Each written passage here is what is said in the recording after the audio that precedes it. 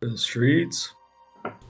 Hi, everybody. I need to fix the shit out of all this stuff on here, so give me a second to do that. Because everything is off.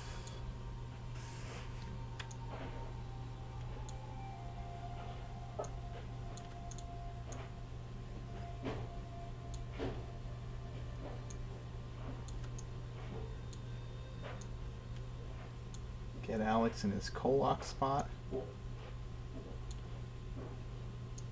Oh, the gloves. You're muted, Alex. I only put one glove on because it's literally impossible for me to do anything else with it when I have both of my gloves on. I can't valid. type. I can't fucking do anything. It's fair. Michael Dragson. Let's see. Merrick got shifted. Everybody got shifted. Hold on. Sorry, everybody. Welcome to our Wednesday stream. This is Help Wanted.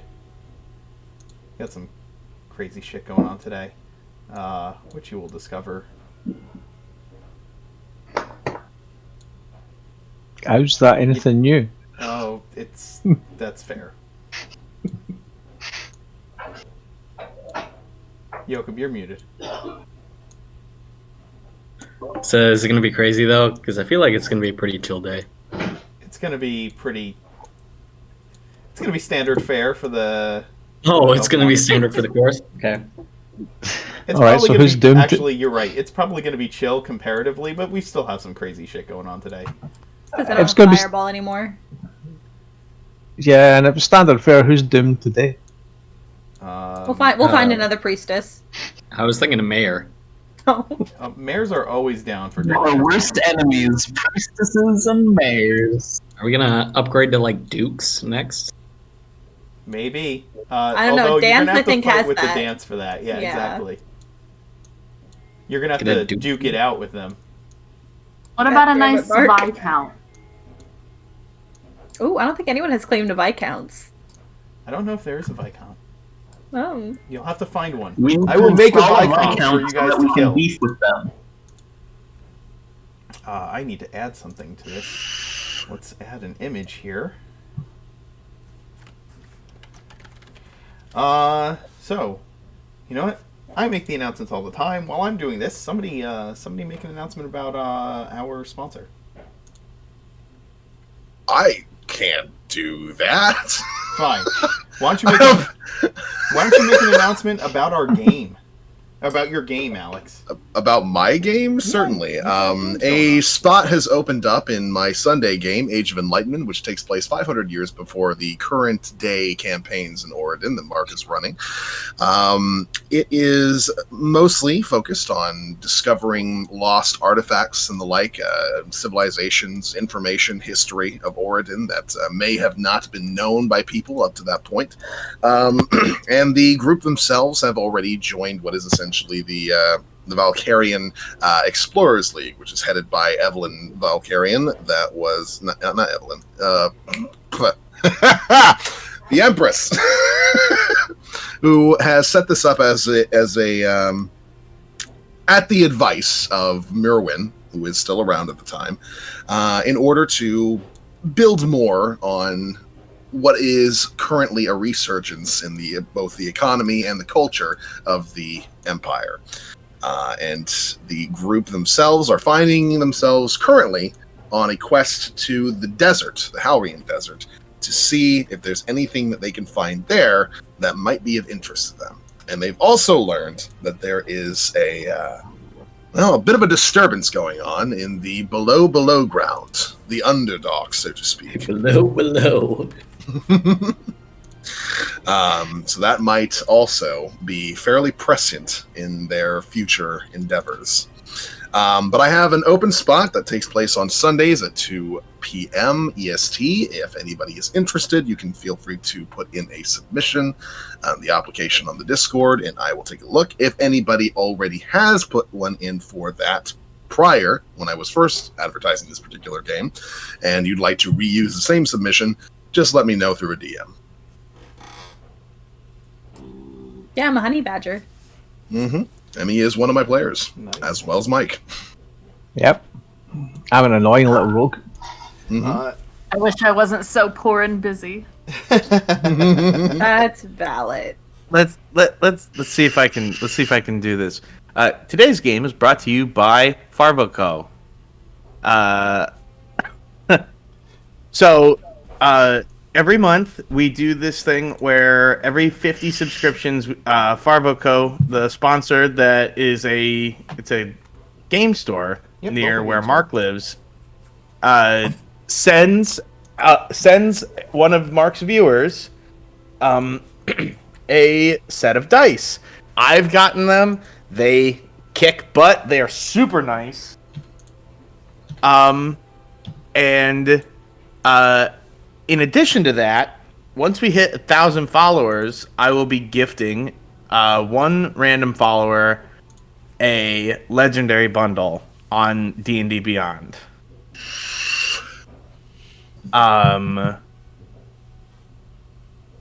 If you haven't been to, does Farvoco have a online store? Yeah, Mark? they have an online store. If you haven't been there, check them out. They've told me that ever since we started our little Stream? sharing advertising with people. They have been starting to get out of state orders on their website, which they had never had before, and that has been growing. So we're really happy that our community is impacting their business in a positive way. They did have to shut down during COVID and then started to do online orders only. So that impacted their viability. They are a local game store, like locally owned mom and pop store. You know, no, it's just a husband and wife who own it, and that their online orders and local deliveries were able to keep them afloat through the pandemic. They're reopened now for in-store shopping. But yeah, check out their website. It's just farboco.com. It pops up in the chat every now and then. You can click on that, but it's not hard to find. I think the only other announcement is that we've opened the Angelica art contest to submissions through the month of February. So if you want to add your artwork to the pile, I know we have 2 submissions that are in the works. But first, second, third place get prizes. First place gets a mini from Hero Forge based on the artwork you submit. Second place gets a set of $40 metal dice from farboco.com, which Emmy got last month, and she said they were super nice. Third place gets a tier 2 sub to the stream. It's not anything fancy, but it's our way of saying thank you for submitting some artwork to us. Also, first place will be the new token and official artwork for that particular NPC. Like I said, this month it's Angelica. Next month, not sure who it's going to be. We're going to have to do some voting and see what happens. I know that there are people who are still pulling for Silver and Captain Card as possibles, even though there was an unfortunate incident in the Monday campaign where almost everyone died and were left in a sewer to rot by Bliss and Trix. We'll see what happens. In any event, why don't you guys introduce yourselves and your characters, and we'll get this ball rolling. Alex, you want to start us off?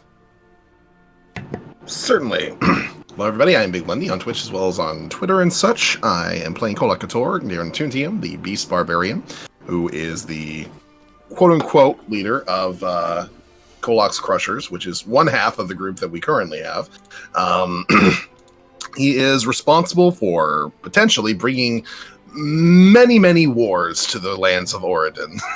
But he plans on solving all of these with more wars. Super great plan. Super great plan. Mm-hmm. Mm-hmm. If you don't have enough violence, just add more. Exactly. Eventually, it'll even out. Peace will happen once everyone else is dead. Or subjugated. Either way. Hello, everybody. My name is Fiona, and I play Talus Ellison, a pleasant necromancer egg. Some friendly bone minions to Kolok towards. But he's fine. He's all about peace and love. He just also loves his dragon boss.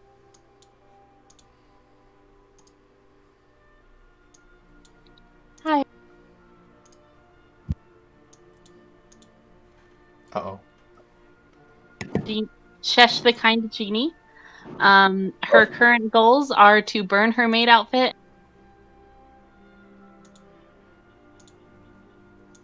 Zoe, you're cutting in and out. Cutting in and out there, Zoe.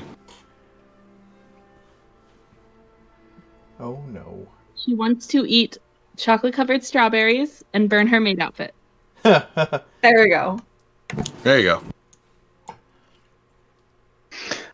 Hi, I'm Mike. I play Marek, a half-elven Gloomstalker ranger and a low-level initiate cleric of Thandra. Marek is still smarting slightly at the loss of priestess that he usually was liking, and has come to the conclusion that the longer he stays with the Crushers, the less likely he's to have nice things anymore. His other goal in the group is to limit Talus's ability to add more skeletons to the party, because he really gets really annoyed that they constantly outdo him. Excuse you, you first off have nice weapons, so I don't want to hear you don't get nice things. I had to buy them. Did They'll be stolen from me soon as well. Did you buy them though? Okay, maybe not. Yeah, the war funds. So, hi everyone, my name is Emmy. I play Reyna, the half-elf genie lock now, I guess. So no fireball, so she's excited to see what other spells she can use to wreak some havoc. But yeah, there's not many. We'll figure it out.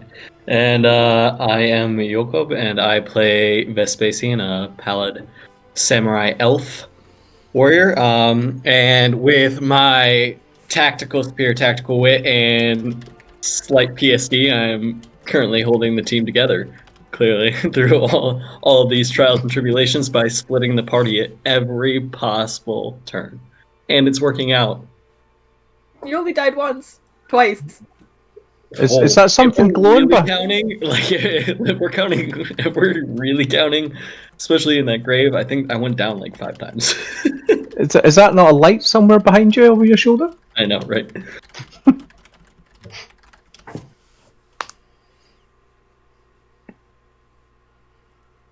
And my name is Chris. Sorry, Chris. No, it's fine. And my name is Chris. And you guys will get to. It's been a while, but I will be playing Sentry, a Warforged Eldritch Knight Abjuration Wizard, who's undergone some changes since the last time he's been with the Crushers. And I'm the Mark Knight. I am your dungeon master today.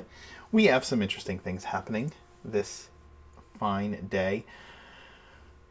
After raiding this tower, which pleasantly plopped itself right into the middle of the street, just for Kolok's Crushers to conveniently explore and battle a number of elemental creatures, to discover that a djinn had been trapped by a wizard who was demanding the use of its power.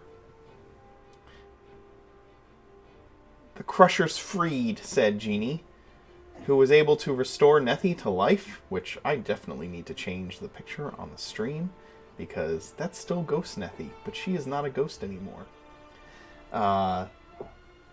And also offer Reyna the opportunity to regain some measure of power. You've spent the night. You've spent the night in the tower. Merrick, you spent some time gathering what you could off the corpses of the of these individuals who had raided the place and scouring, while Talus and Vespasian looked over the books that were in the library that belonged to the Jinn. An extensive study on the plains. Tell us. I think this one's about how air babies are made.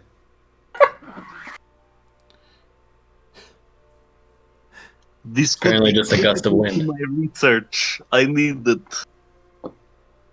Yeah, no, definitely write this down. Talus is frantically writing. But yes, over the next several, whenever we have time, I will be reciting and looking at through the passages I think are quite interesting and kind of like discussing it with Talus about the different types of the planes, the elements, the kind of ethereal beings within, or the like larger beings within, whatever else happens with those, and if there is anything on planar travel, and how to access planes from our material plane. That's kind of also what I would be looking at, ways kind of like the Fey, how the access to the Feywild is kind of the same in that sense. Talus is taking copious amounts of notes. The tower holds mostly scholarly pursuits. There's not much in the way of weapons of war for Kolok to be interested in. But Reyna, you have the ring given to you by your new patron.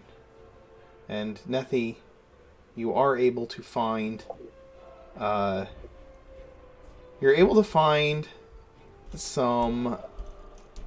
Well, you could take the traveler's clothing from those who you put down. Or you found some clothing that is relevant to the elemental plane of air, which mostly looks like outfits left over from I Dream of Jeannie. Oh yeah, she'll put on one of those. She likes flashy outfits. Nice. And she will immediately go to Kolok and ask him to burn her maid outfit.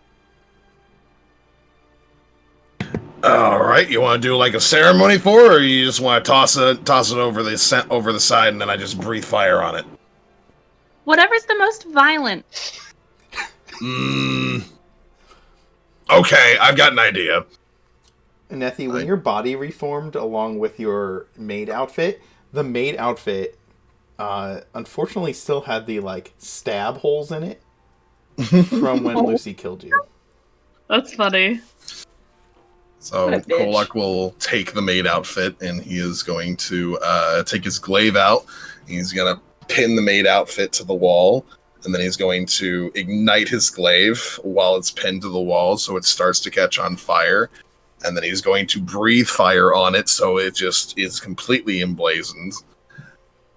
And then he's going to stand back and cross his arms and look to Nethi. How's that look? Decent? That's incredible. Thank you. She's clapping and also trying to like fan the flames to make them bigger. So that'll be ash within minutes. Reyna, does that make you... Yeah, she's like staring at the flame sad. She's like, Sorry, Reyna. She will use the cantrip control flames just to play with the fire a little bit between her fingers. And she's like, I wish I could make it bigger. Maybe one day. Nethi will go to find some gasoline to help Reyna. Oh, good God. Gasoline. Well, never say never. I'm sure eventually you'll be able to make big old fireballs once more. Just gonna take a while. You find several things in this tower that between... You get a number of books, the titles of which I will give you later, that... Talus, are you packing those into the bag of holding? The barrel of holding, you mean? Oh yeah, is it Did that get made, right? Did you? Yeah. Yeah, it's Yeah, a barrel. that's what I thought. We're just Barrel. handing them to the skeletons inside, Yeah. and they're taking them and ordering them, I assume. They get to inside the barrel. There's a complex organizational system. So if you need something, you just have a chain of skeletons handed off to you. Your skeletons operate while in the barrel. Your skeletons also operate as a library where they like shelve the books between their ribs so that they stay stable. Exactly. In amongst the teachings of this, of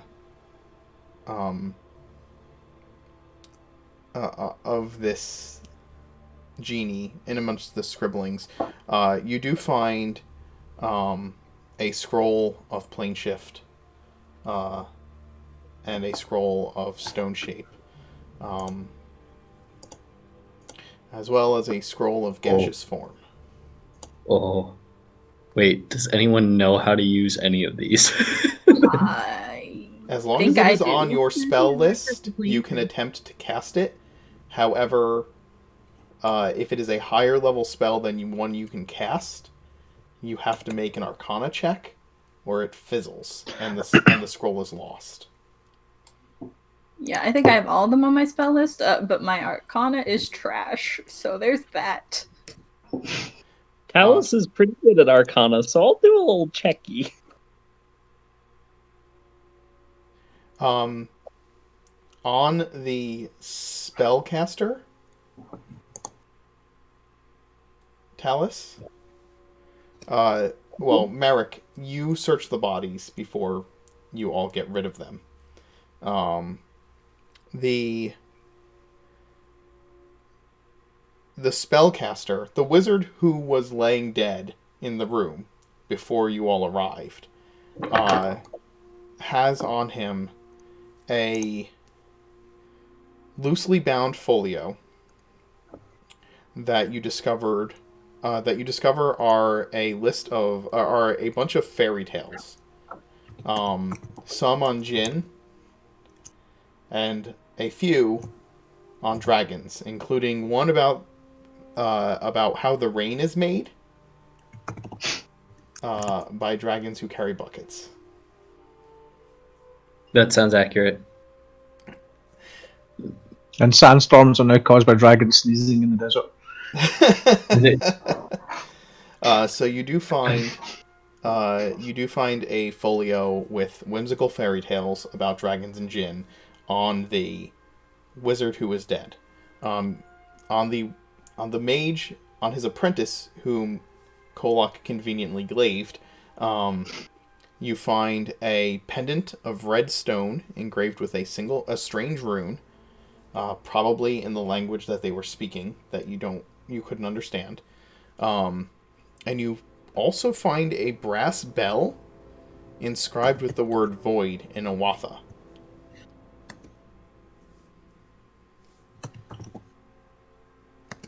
I mean, Talus definitely wants that. And Merrick, you find on one of the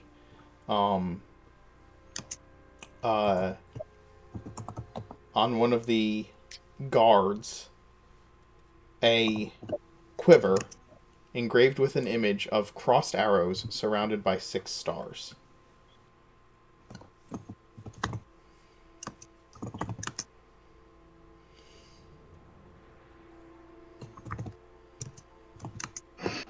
I'll collect all that, and I'll come back down into the chamber.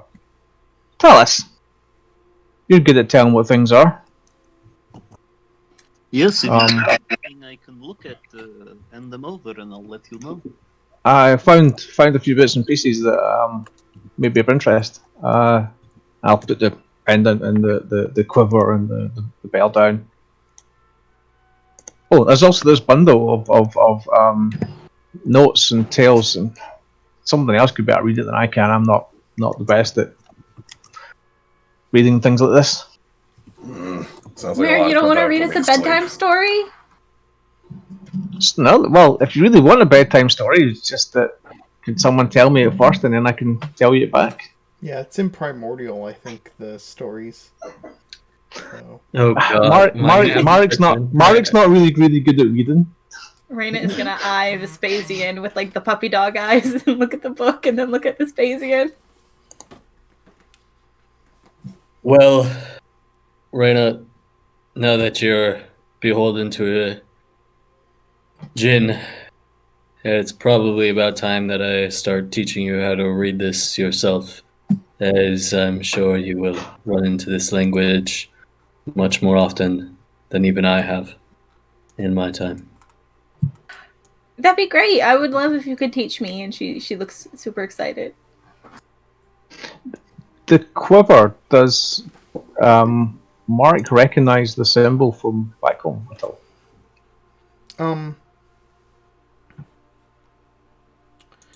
You don't recognize this symbol. It is not. It must be from wherever these strange tieflings were from.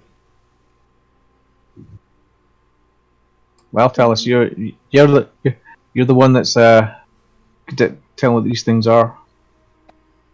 Yeah, Talus is gonna look over them. I'm assuming he recognizes the symbol for the void on the bell immediately. He does. Yes, 100%. Does that symbol on like a bell have any particular significance, or like would he automatically? Okay. Not to Talus.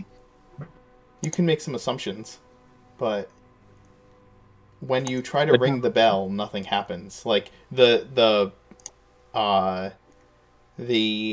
pendulum inside hits the sides of the bell, but it makes no sound.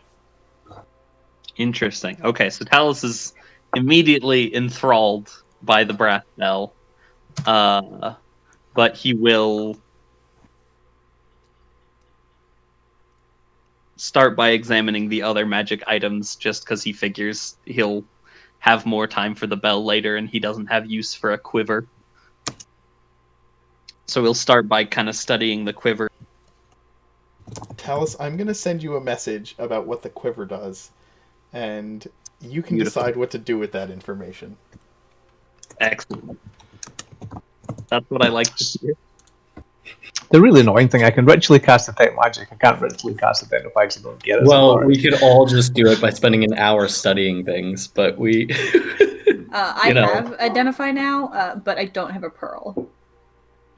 But I just kind of enjoy giving it to Talus because he's got the most intelligence. No inventory. I have no problem with saying that in your search of this place, you find enough like random gems and bits of probably on the spellcasters in their component pouch. You could probably find a pearl between the wizard or his apprentice. So I don't think that would be a problem for you to have one.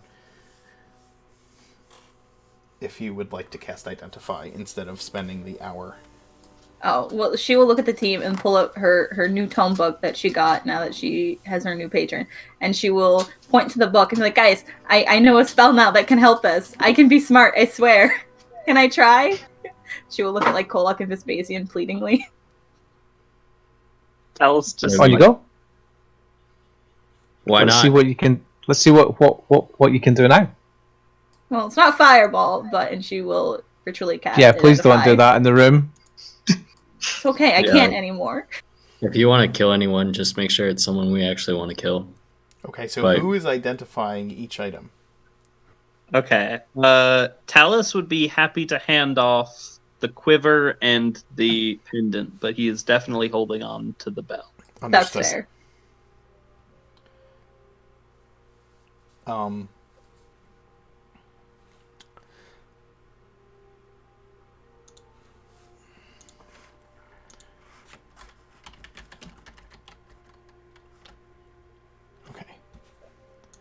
2 seconds, and I will give you some information. So while you're doing that, stone shape can only be used by cleric, or wizard, or druid. So we only have one of those. So I guess the stone shape scroll goes to Merrick, because he's the only one that can use it. Planar shift can be used by both of them. And I think actually I have stone shape. Oh, is it on Dude. your list because you have the genie, the Pact of the Yeah. Genie? Yeah, it's under, but it's under the wrong. It's under the other patrons. So I don't know if you count. It's up to you how you want to count that.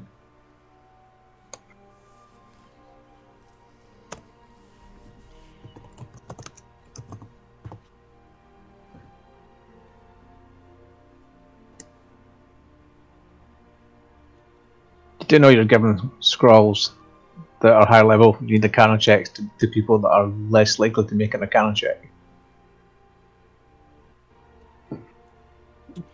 I'm sorry. Say that again. I apologize. I'm saying we're giving scrolls to the two people with probably the lowest arcana checks. I really need to get intelligence up. I don't know what. I think Talus has a good Arcana check, doesn't he? Talus He does. is He's the the best only one. Yeah. Okay. So, Reyna, you're identifying the pendant and the quiver, correct? Yes. Okay. This is what the quiver does.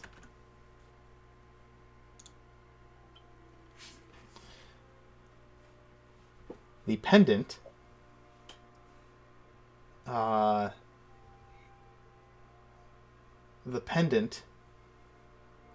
when attuned to, or not when attuned to, if you wear the pendant, you get a +1 to your Arcana checks. That's what it does.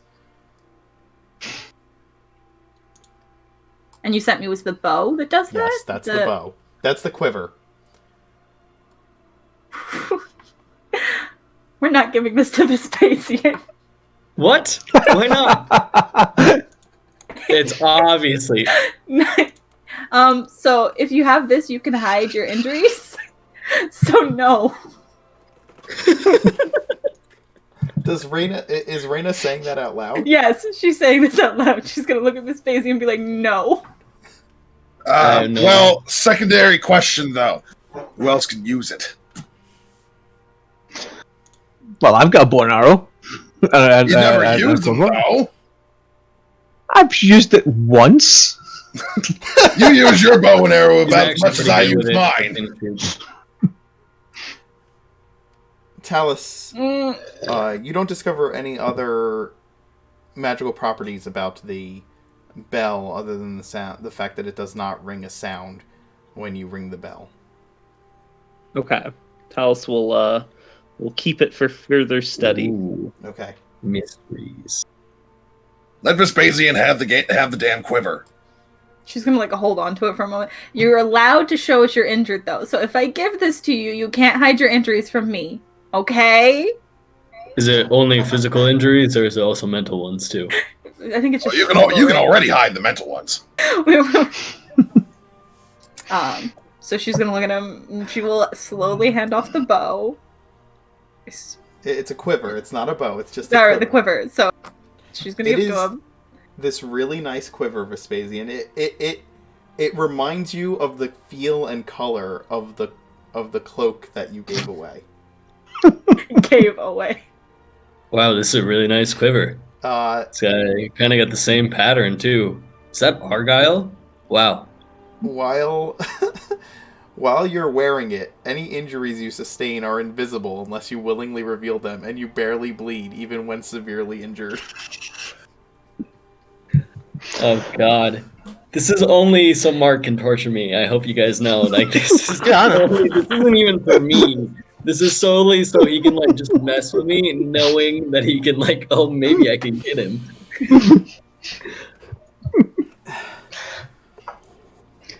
You see a tiny fey light out of the corner of your eye, and then it's gone, Vespasian. I don't react to that anymore. He's gotten used to it. I've been emotionally. My emotional scars, I can hide them now. He's been desensitized. That's not real. I know that's not real. There's no way that's real.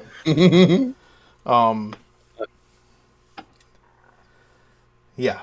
So, I'm sorry. I saw that property for a minor magical item, and I was like, "Yep, putting this on this quiver that I just discovered." So what happens if I die or if I go down? Does it still act? Am I still down, or what happens when that goes? That's a good question. You know what? Let's find out together. Yeah, we'll find out. You have no idea. It's fine, Vespasian. Sandra will let me know when you are at death's door. Well, I appreciate that, Merrick. We'll find out together what else this quiver can do. As you're spending some time exploring this place, you also find that in the other part of the tower where you had encountered the water elementals and Vespasian, that room you backed up into, that you saw the spiral staircase, and you could feel the heat coming out of the room, like a sauna-like heat. Those effects have the effects of that heat have dissipated now that the djinn has gone. Up that tower, it is mostly filled with broken and battered things, living spaces, storage areas that have been destroyed by either fire or water or earth. Just the elementals defending the place did as much damage as they did protecting it. But at the top of this tower, you find a circle of runes inscribed into the floor of the uppermost level of this tower. Do any of us recognize the runes? They are in primordial, but they are some kind of maybe magical spell etched into the floor. Vespasian takes one look at it because he went over there hoping that there was a bathhouse kind of thing going on, and was sorely disappointed when he realized that there's no longer any steam rooms, so you can't sauna. I think Kolok might be able to help you with that. I mean, it's possible he can work something out. You are working real hard on that ship.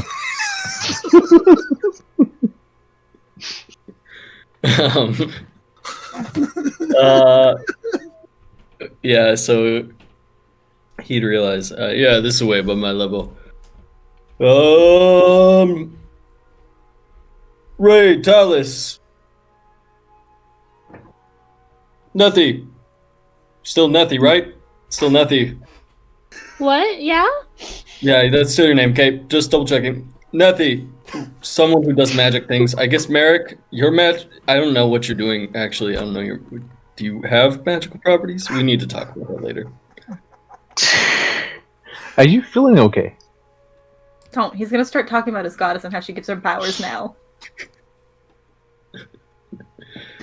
So, no, but seriously, you kind of pulled me out of the fire and flames a couple of times there, Merrick, and not entirely sure how you did that. You keep saying that it has to do with your god, and well, I gotta understand. Me and Kolok haven't gotten any such powers from our god, so it isn't. What are you talking about? We get plenty of powers from our god. Yeah, but I mean, can you pick someone up? Can you heal someone? We get different kind of powers. Yeah, well, yeah, we can kill people, but really we're really good at killing things. Okay, well, That's true. I probably like if you want before someone, you should worship the different spirit. I should stop worshipping a god now. I want cool powers. That's what I'm thinking. All I can say is that before we fought the Rakshasa, I sort of dreamt about meeting this figure who said that I could call on her help whenever I needed it. And I realised that this was Thandra, and ever since then, I can feel her traveling with me. When I have a demon in my head, things are problematic. Full time. Hi, Sandra. Okay. When you think about it, there's probably a crap ton of people out there who worship a variety of different gods and never end up getting powers from them. So Well, to be fair, I think the only person that doesn't have voices in their head at this point is Nethy. So That's because she When- is the voice. It's just a voice in the head, everyone else's head. Nethy, if any of us start going insane, I'm sure you'll be the first to tell us. Well, if we're insane, then we won't acknowledge it. Well, yes, it's kind of a catch-22 situation. We had that saying here in Orden. Yeah, catch-22, a very well-known saying that anybody would know. Yeah, it's about catapulting gnomes and the fact that the gnomes themselves have to work the catapult to be catapulted. Yeah. It's a cycle. It's called catch-22 because someone ended up having to catch 22 gnomes to add a catapult. Yeah, well, you obviously, but no one can catch the first gnome. That's the point. Yeah. So, In the Wathan culture, it's actually 22 foxes. Wait, but if you don't catch the first one, isn't it a catch 21? How many gnomes are there? I'm really Good point, confused. Well, it was going to be a catch-23, but because you can't catch the first one, it became a catch-22. Okay, I Yeah, well, understand. Thank you. unfortunately, history is written differently, I think. This basically what were we looking at again? What were we doing? Oh, yeah, there's the... Are you really sure you're alright, Vespasian? There's these ruins on the ground. They're in Primordial, but I can't seem to decipher what they mean. They've got some kind of... They're in a circular pattern. It's quite beautiful, actually, but I don't think it means anything in particular. I was wondering if any of you had some insight into maybe the configuration. I can translate the figures, but I can't make out what the configuration of the symbols and the other lines and drawings would mean. Okay, well, what do the symbols say?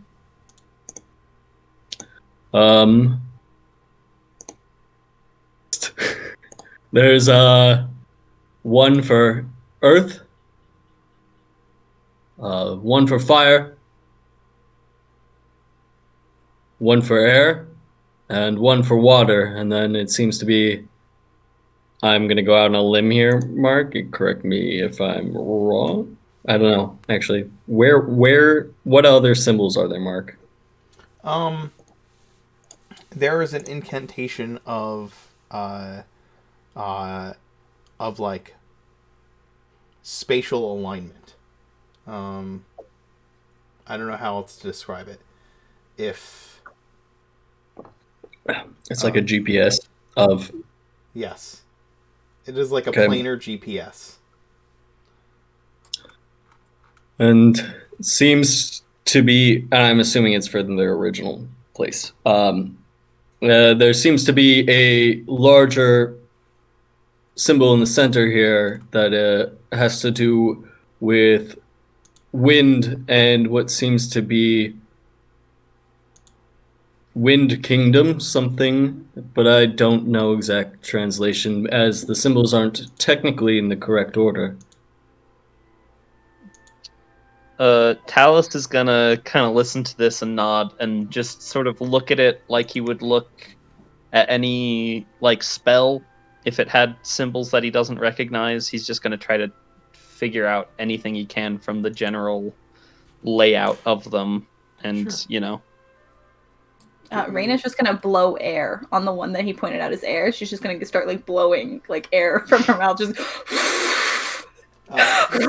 Some Nothing dust will gets see Rena pushed out of doing the that, room. and then go over to the water one and start spitting on it.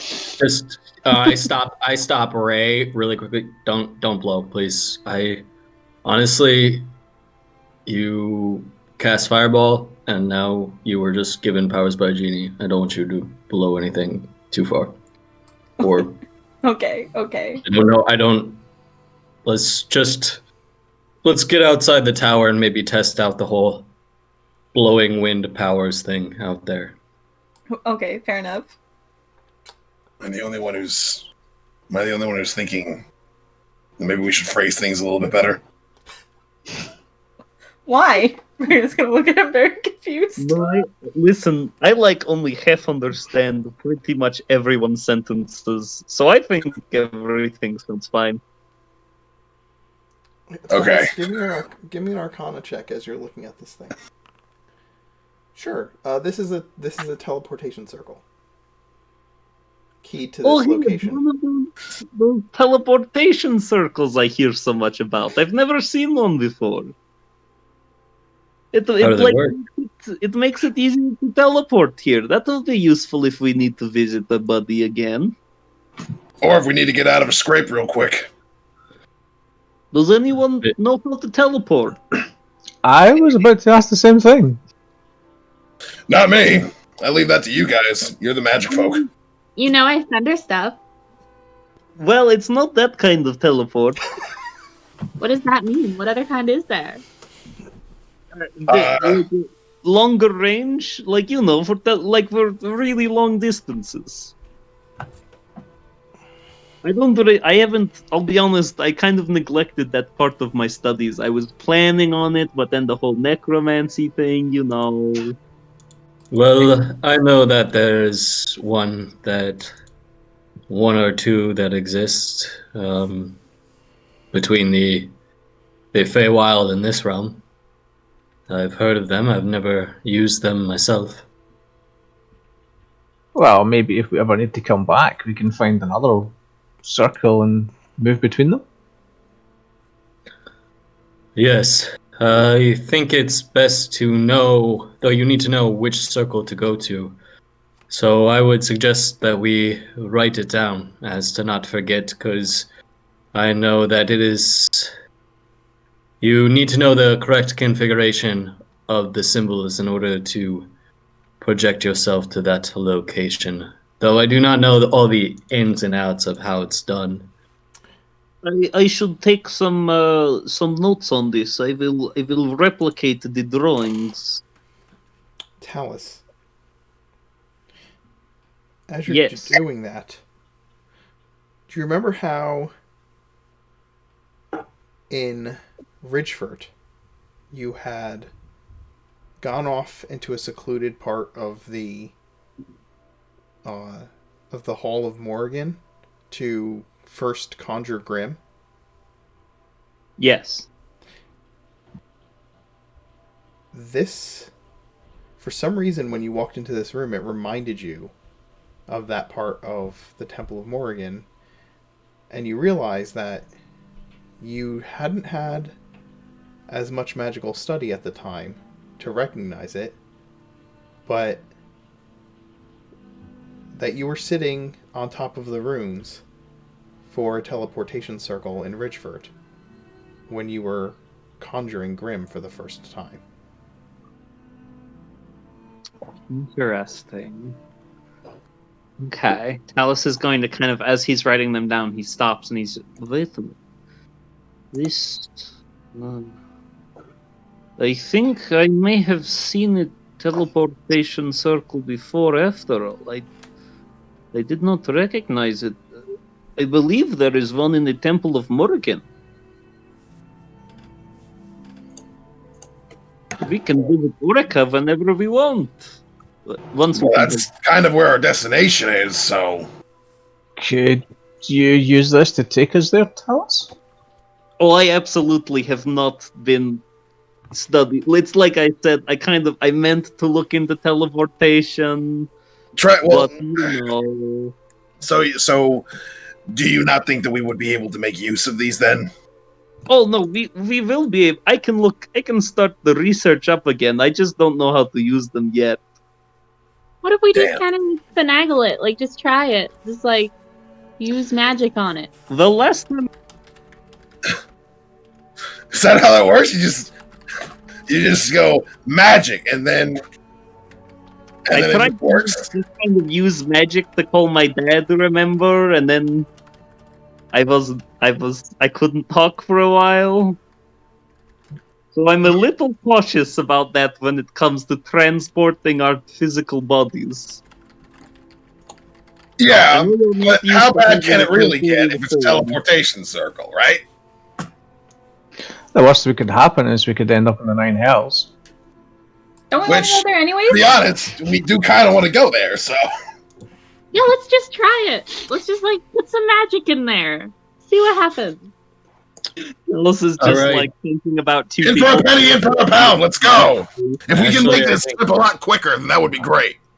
Reina, you want Why to give it don't- a shot? Why don't we have a quick look round this room? There might be something here that has some kind of instructions on how to use it. Scroll. That would be Like a really- scroll? Potentially. A scroll would do it. Let me try something to see if I can help. Let me ask this: is this the night of or the day after? We were exploring the night of, I would say. Yeah. This is. We probably explored and cleaned out the place, but I don't know. It's up to you guys. I think. Well, these let me idiots let just me explore ask Sandra for a bit of aid again, see if she'll help. And Mark sort of pulls out the holy symbol, and I begin to ritually cast detect magic in this room. Okay. Found a toilet paper circle.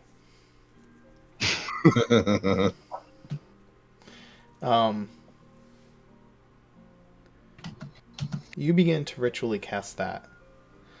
While Marek is doing that, Kolok, you receive a sending from a very metallic and very familiar voice.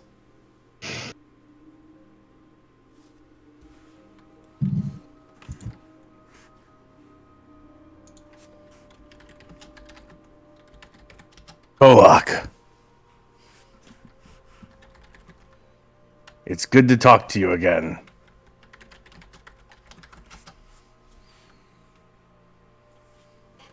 Century? Sorry. Orica has had a vision and needs you to return immediately.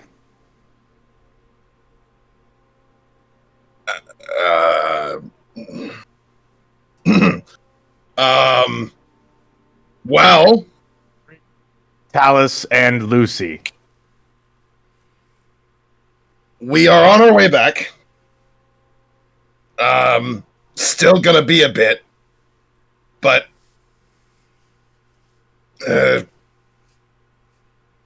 teleportation circle in Ridgefort. How do we use?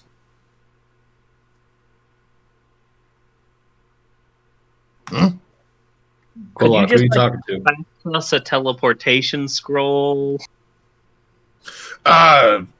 Kolok, his voice is in his head now too. I'm not the only one. I already had a voice in my head. It was Morgan. Yeah, no, we've established we all have voices. I think Nethy was a voice in people's heads. She's actually still is, right? Can you still do your And I just things? got jealous that everybody else had voices apart from me. Outside of that, I'm getting a note from Talus, Nethy. It was Century. What? Century! Century? Yeah. Excellent. Apparently, he's in Ridgefort. Apparently, Orica wants us back like ASAP. Okay, let's go. Teleportation circle. Come on, magic time. Oh boy. Oh boy. Nethy. Wasn't that the man who abandoned you? Yeah, he did leave. Marek, the only magical thing in this room is the circle itself. Do you trust him, Kolak? I don't have a reason to distrust him, but I do have a reason to be annoyed with him. All right. Is there any other? Is this the room that had books and stuff in it? No, that is in the other part of the other tower, where you had fought the two guards. That Okay. whole room was a library. I'm going to go and see if I can find anything else. Surely there's some way of instructions of making this thing work. I could try to contact some of the voices in my head and see if they would help me, but sometimes they don't answer. Very I don't rude. know how to talk to my genie guy. They just kind of talk to me, so I don't know when he said he was going to be back, because I do remember he said he was going to yeet this place out of the way, so Yeah, we probably shouldn't be here when that happens either. I don't think he's gonna do that while we're here. Oh, well, he's going to come back, so maybe he could tell us how to use the teleportation. Yeah, but we don't know when he's gonna be coming back, so... Raina's going to, like, yell at the ring. Can you hear me this way? I mean, there is still that wagon that we could go fix up on the road somewhere. I thought we have a wagon. I think we should at least try the teleportation circle. I mean, if it doesn't work, then we can talk about it then, but fun Alright. teleport time. Yeah, why not? I want to So- go see Century. It's an elemental one from the plane of air, so hey, you might as well give it a shot. I can try to help. Let's let's see if we can find something that'll help us rather than just experimenting. We really don't want to end up somewhere wrong. Merrick, you're going back to the library to look for... Yeah. Okay. Go ahead and give me an investigation roll in the library. In the meantime, while Merrick is looking around the library for 10-15 minutes and recasting his detect magic as a ritual, what's everybody else doing? I pull out some of the books on planar travel, and I guess we'll read up on seeing if there's anything that has to do with how circles work and traveling between the planes. It's just kind of... So the circle itself is where exactly? Here, I will take the... I'm going to take off the vision on this map so that you can see everything. I'm going to make it globally illuminated. Okay. It's in the other tower that Correct. we didn't go up Yeah. Okay, at the very gotcha. top. There's no reason to hide the map anymore. So, the teleportation circle is here. Okay, gotcha. Up in that floor. The library is here. Yeah. All right. I'm going to step into the teleportation circle and see if I can like feel anything or if any like ideas come to me. Sure. Yeah. what I is- mean, There you go. Keep going. Yep. Nothing's just so pumped about like being alive again. She's not really concentrating too much on the important things. She's just like picking up objects and bringing them to Reina and being like, "Feel this, feel this one. Look at this." Which, of It's a course, Reina will 100% get excited for her while also fiddling with course- the ring and like trying to contact the djinn. And of course, while we're walking around the entire area itself, I imagine that he is probably running into walls often.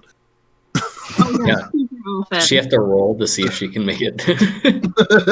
Intelligence rolls. I just think that she... I don't think that's a intelligence handle. rolls. I just think it's forgetfulness. She doesn't remember them. Just happens. Talus I would have is, picked those libraries pretty well clean by now if there was anything of interest. Or why are we stealing all of his books? Well, no, we're not stealing all of his books. Like, I mean, Vespasian would have picked out the ones that are more interesting to what he believes is like interest to the party. Like, there's no point of pulling out all of them. Sure. You know. Okay. Well Like- then, Merrick, you've made an investigation check. Vespasian, actually, Merrick, you'll have advantage because you were using your arcane, your ability to see magical auras with detect magic. Vespasian, go ahead and make a research.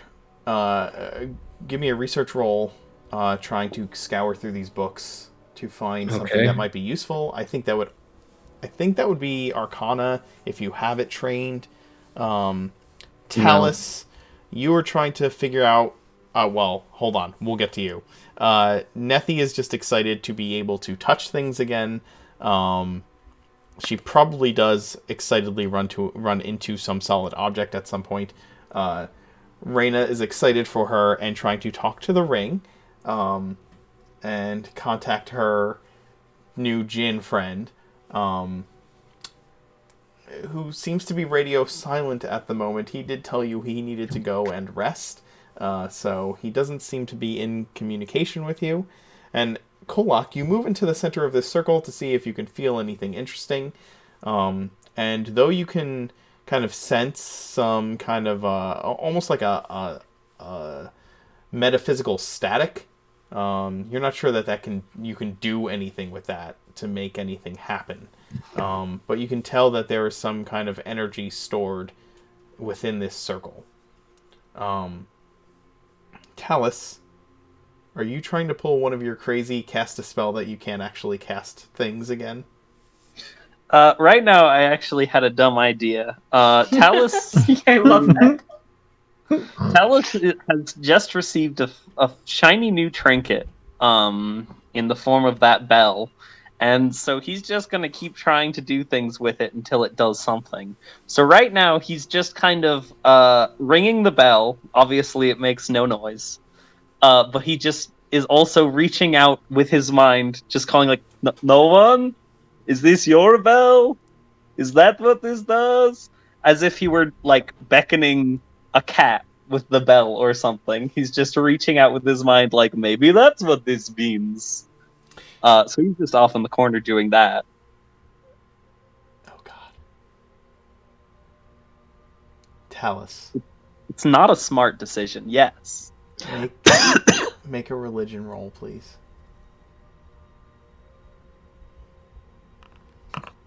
Okay. You do not hear no one's voice. But the longer you ring this bell, the more hungry you become. Interesting. Oh no. Talus will make a note of this. Merrick, Little thing comes up in the corner, Talus will remember this. Is this the, like, ring the bell for the steak kind of deal? It's a Pavlovian response. Yeah. Oh, thank you, Pavlovian response. Bell. This is what it does.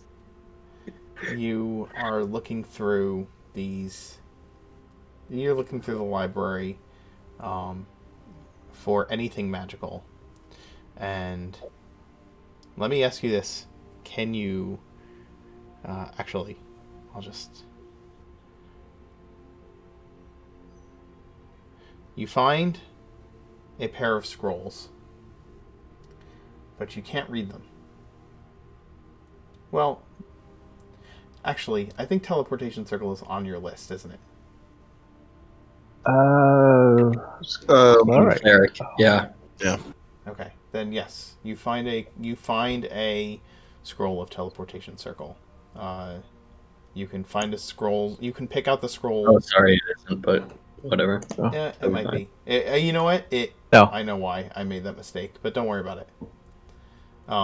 You find a scroll that is undecipherable, but when you bring it back to the rest of the party, one of them will be able to decipher it as a spell of teleportation circle. So I'll grab it back and I'll quickly make my way back to the tower. Is Vespasian in the room with me, or is he still in the tower? The other tower? I wasn't. That's up to Vespasian. I know he had taken some books from the library, but if he went back with you to the library, he's been looking through them there. That's what he does. Vespasian, let's. I found something else. Let's take these back to Talus and Nethy and Reyna. It's not something I can understand. Yeah, sick. It's got similar markings to what was on that circle up there. Well, they might understand it better than I do. I agree. It's clearly not I'm anything. not that Yeah, it's not magically. it's not the magic of Thandra, so it's not something I really understand. And I'll head back to the tower. Okay.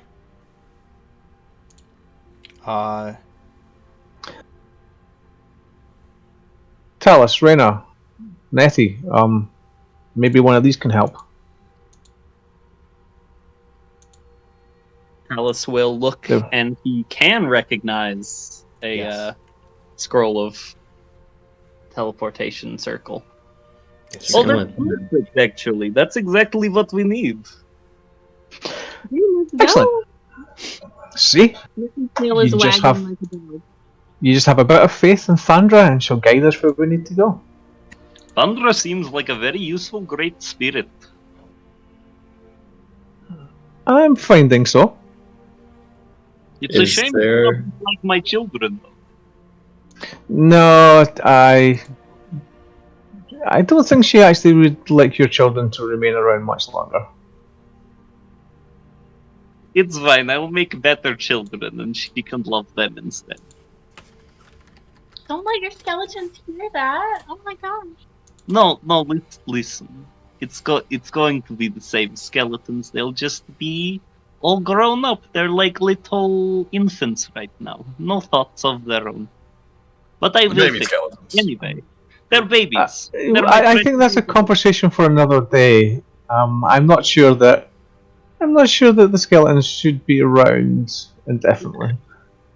It's You have okay. children We can worry skeletons? about this later. They're his Did you rob children's graves, Talus? No, they're not like child bones. They're just child minds. They're his children. Like how Gears is my child. She's referring to the robot dog that she had maybe 2 days. Just so you all know, the way the teleportation circle works is that if you have all of those things that you travel with crowded in this room, once Talus opens the circle, everybody who is in that room can walk through it as long as they do so before the end of his next turn. So we don't have much time. Well, We aren't wanna you can make just sure put everything everyone's in the there. barrel. Yeah. All right, put it all in the barrel, Talus. We got the library all set up. The skeletons are organizing as we speak. Okay. Raina will write a cute note to the genie saying thank you for everything.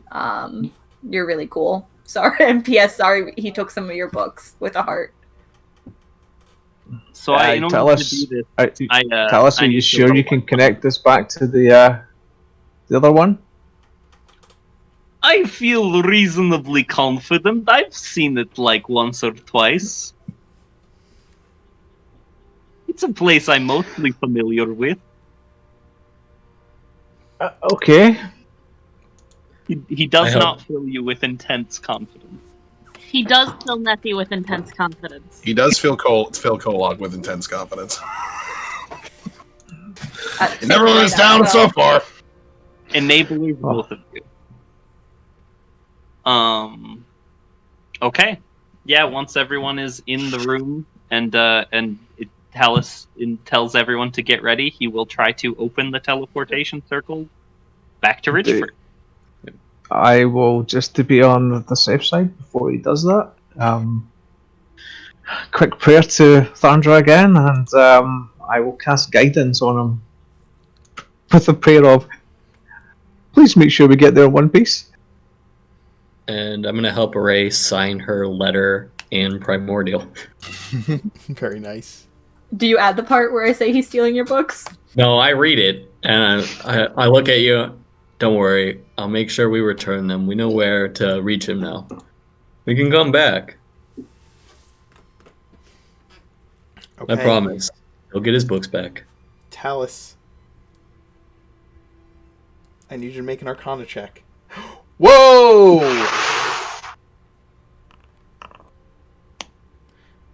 As you Okay, are... That's a good check.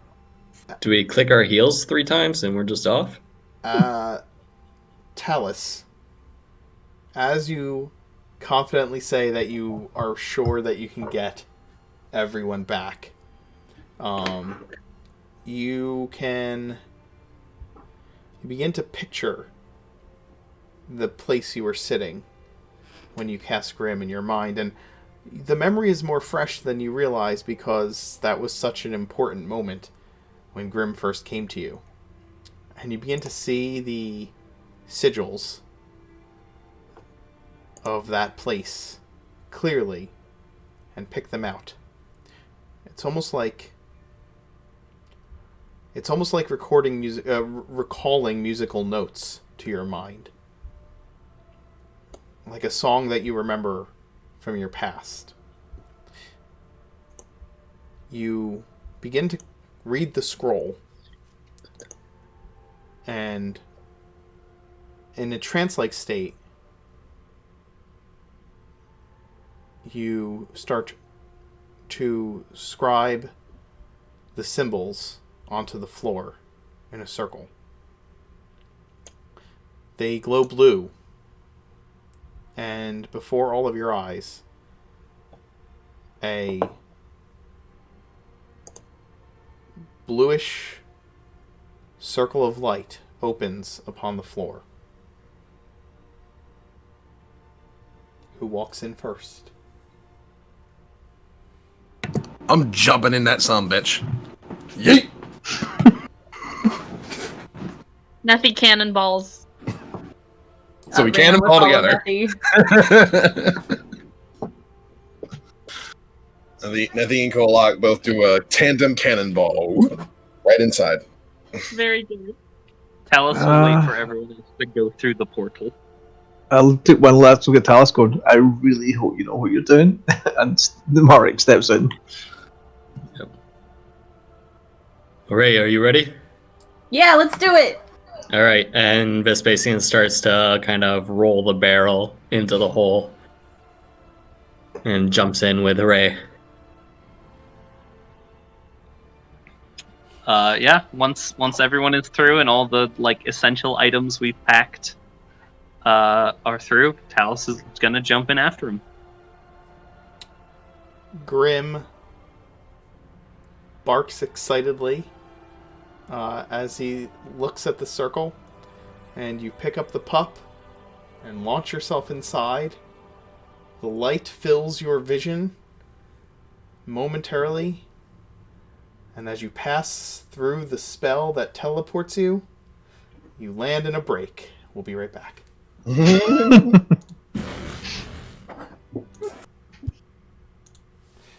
Sorry, I have to use the restroom. I apologize. Oh, good. Our music's still on. Our mics are still on.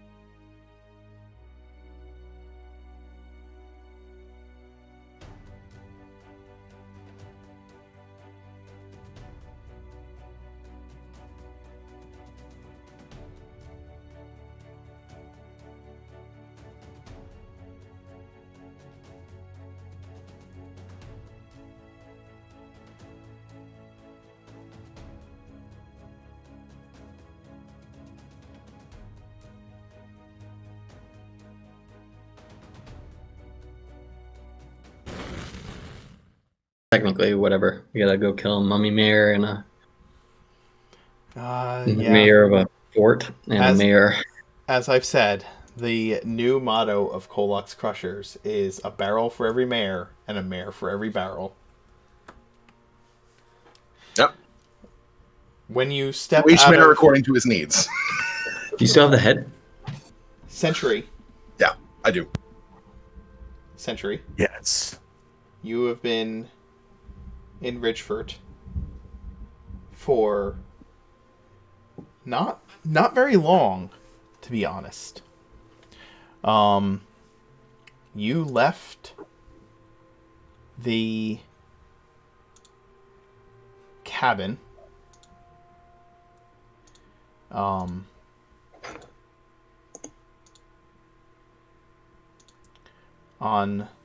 September the 20th and headed for Deer Bluff, where you would look for Sylvia Nickel Keycutter, and hopefully she could guide you to someone who would be able to complete the upgrades now that your shard of the Nexus had been installed.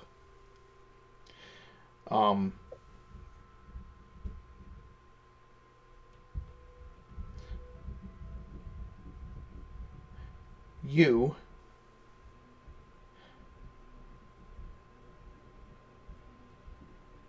arrived there much faster than you had anticipated.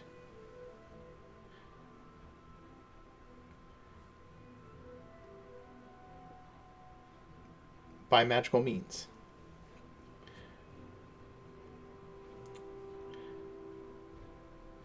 Your upgrades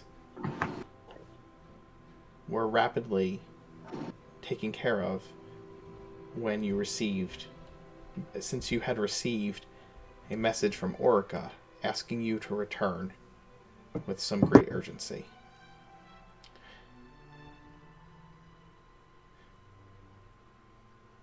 Ironstone Hall isn't far from Deer Bluff.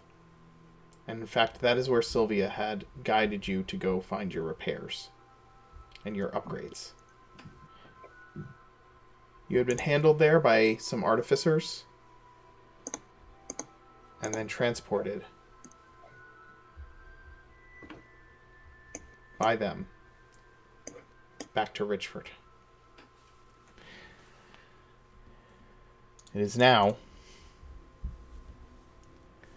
the 9th of Octon. You had only just arrived the day before.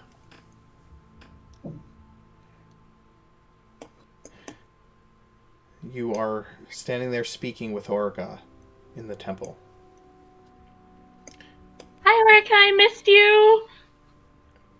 When suddenly a familiar voice emerges from the circle nearby.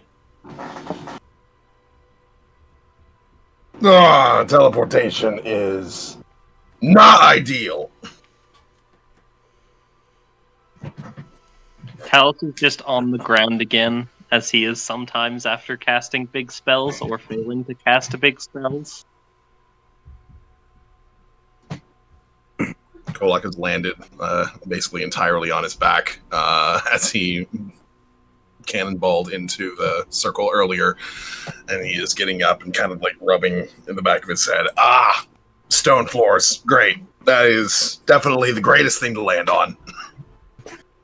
You guys jumped into the circle and came up out of the floor and landed within 5 feet of it.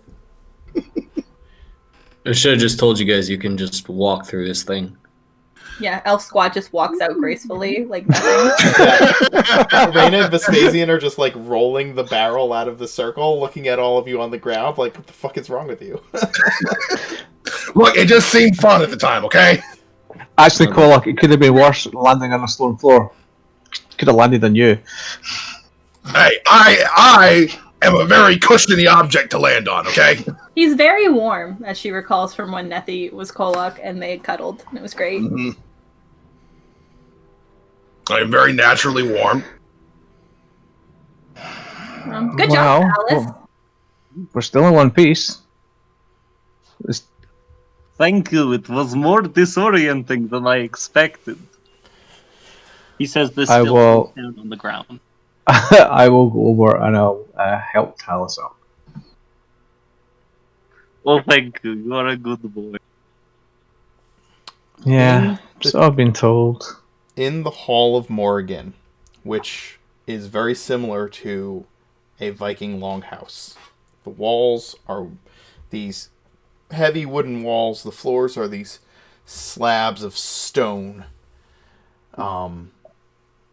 The altar at the front is this massive, unworked stone table carved with runes, and a spear over shield dipped in red hangs above the altar.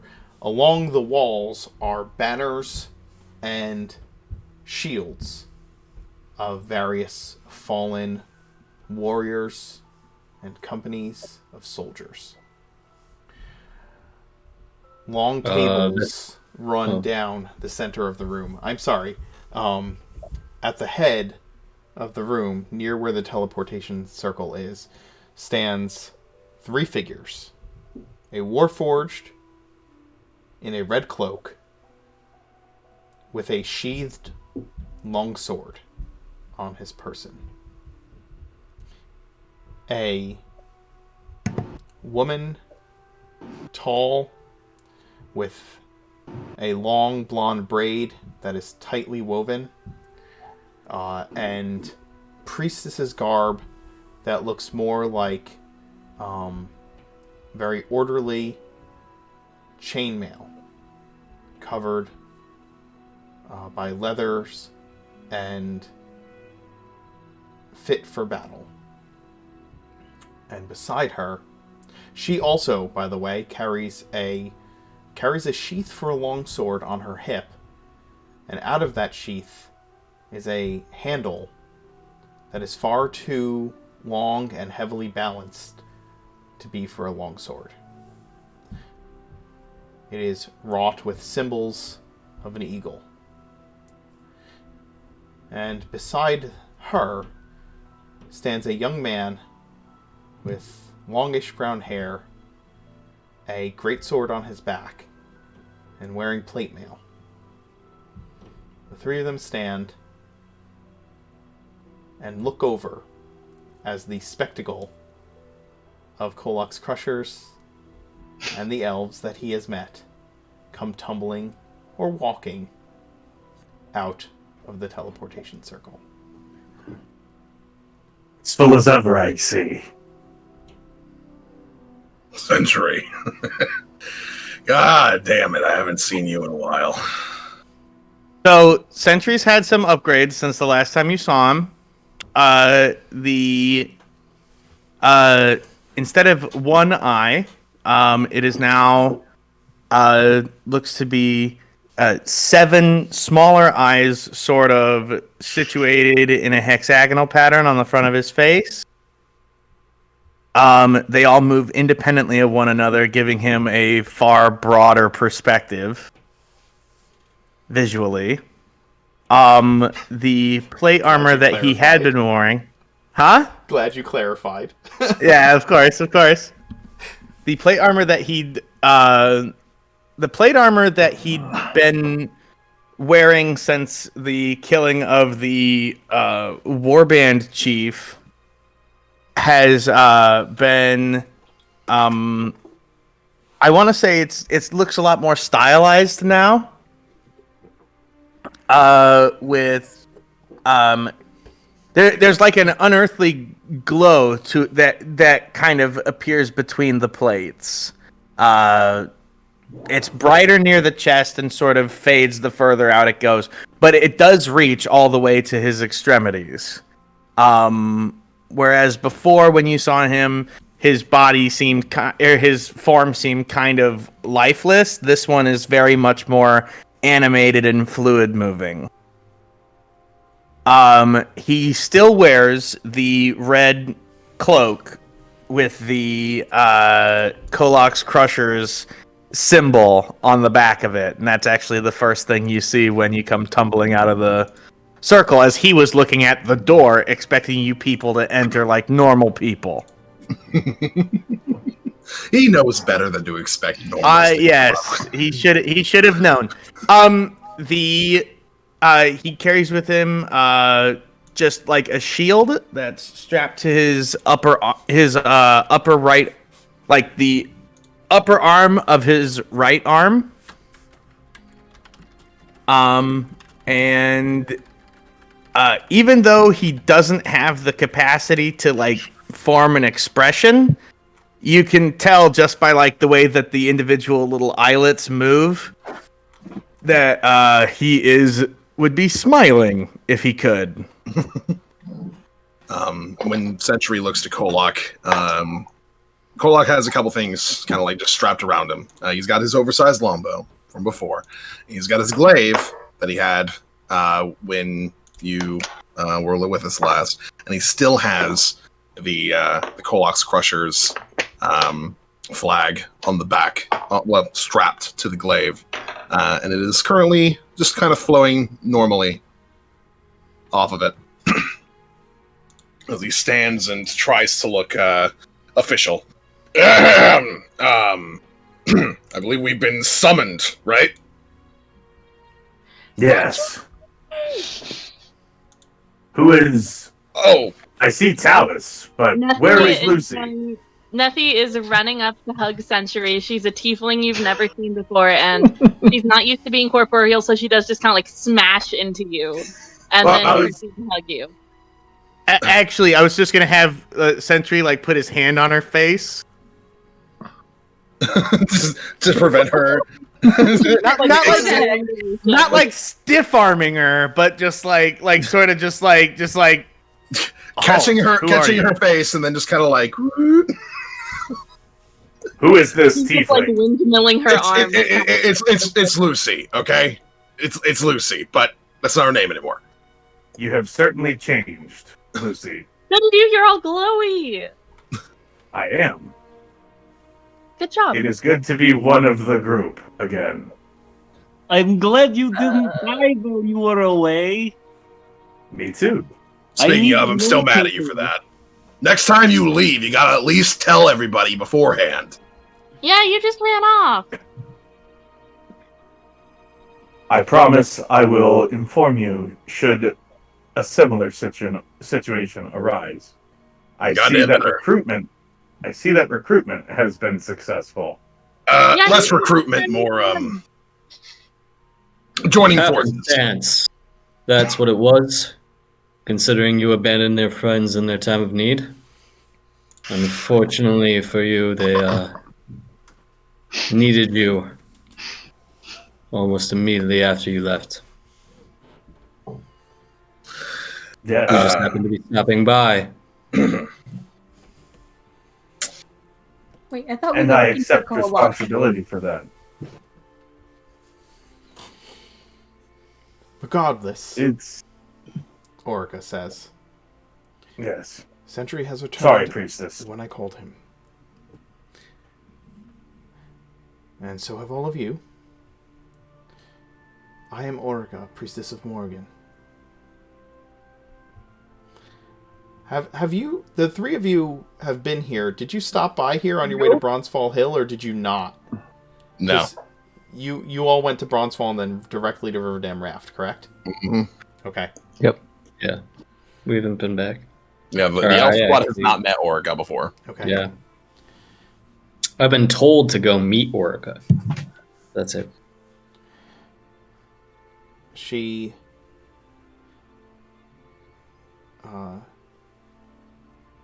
stands tall, like I said, very proud. This is our recently elected sheriff, Corin from Twiland Hill. Sorry. Well, at least he's not a mayor. He steps up to shake each of your hands. I've heard a lot about you. Oh, hopefully good things. Because we do a lot of bad things, and I really don't need a bad reputation right now. Are we supposed to tell people we do bad things? I mean, it's good to be honest. Technically, I don't know if they're really bad. It's more of a ambiguous gray area we keep finding ourselves in.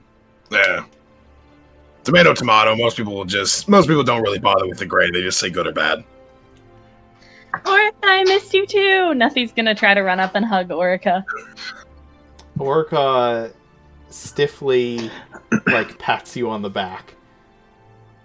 You're much different than when I saw you last. What was that? Sorry. Hold on a second.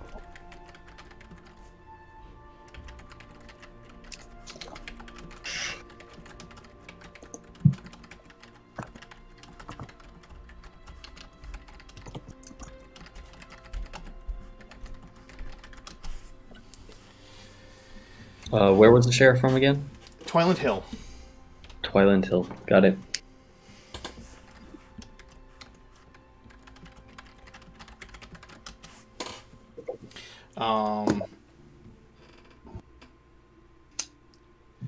He gives you a discerning look, Kolok, kind of taking in all the details of each of you.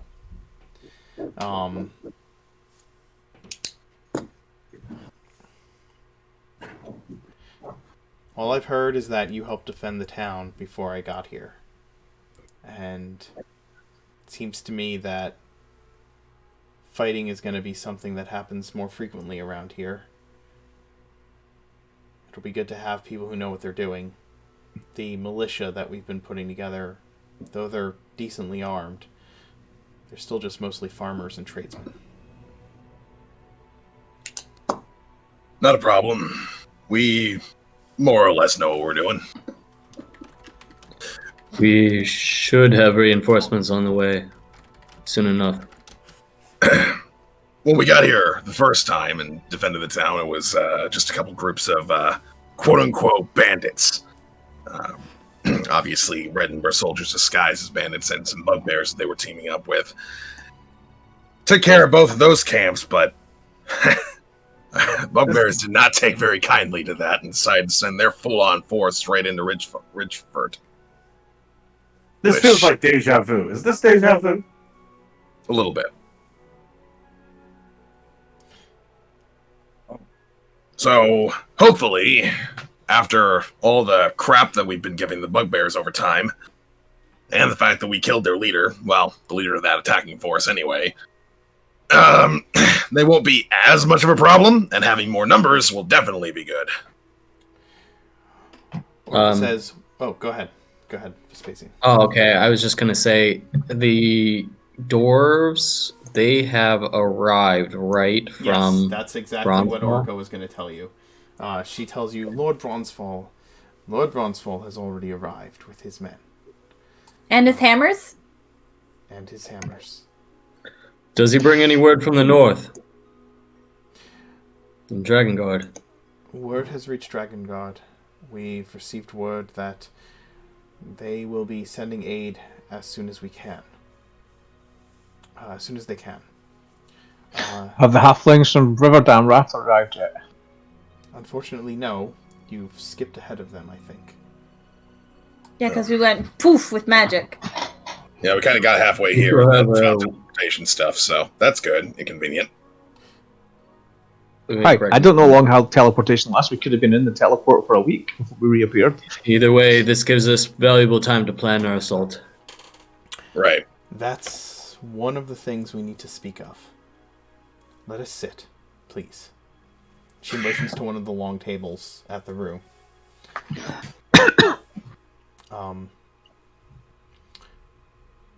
Corin here brought word that him and some of his companions discovered the plot that you had gotten wind of the hobgoblins betraying Riverdam Raft is solidly true. They intend to assault the city. Or not Riverdam Raft, I'm sorry. I was about to say, then we're fine. Yeah, Reddenburg Fortress. The hobgoblins intend to assault Reddenburg, while their armed forces are attacking Drayen. And I have been given a vision from Morrigan. A vision of war. But not one that is... Not war that is fought with honor, or with justice, or for righteous sake. War come to Oregon because of the intervention of great demons.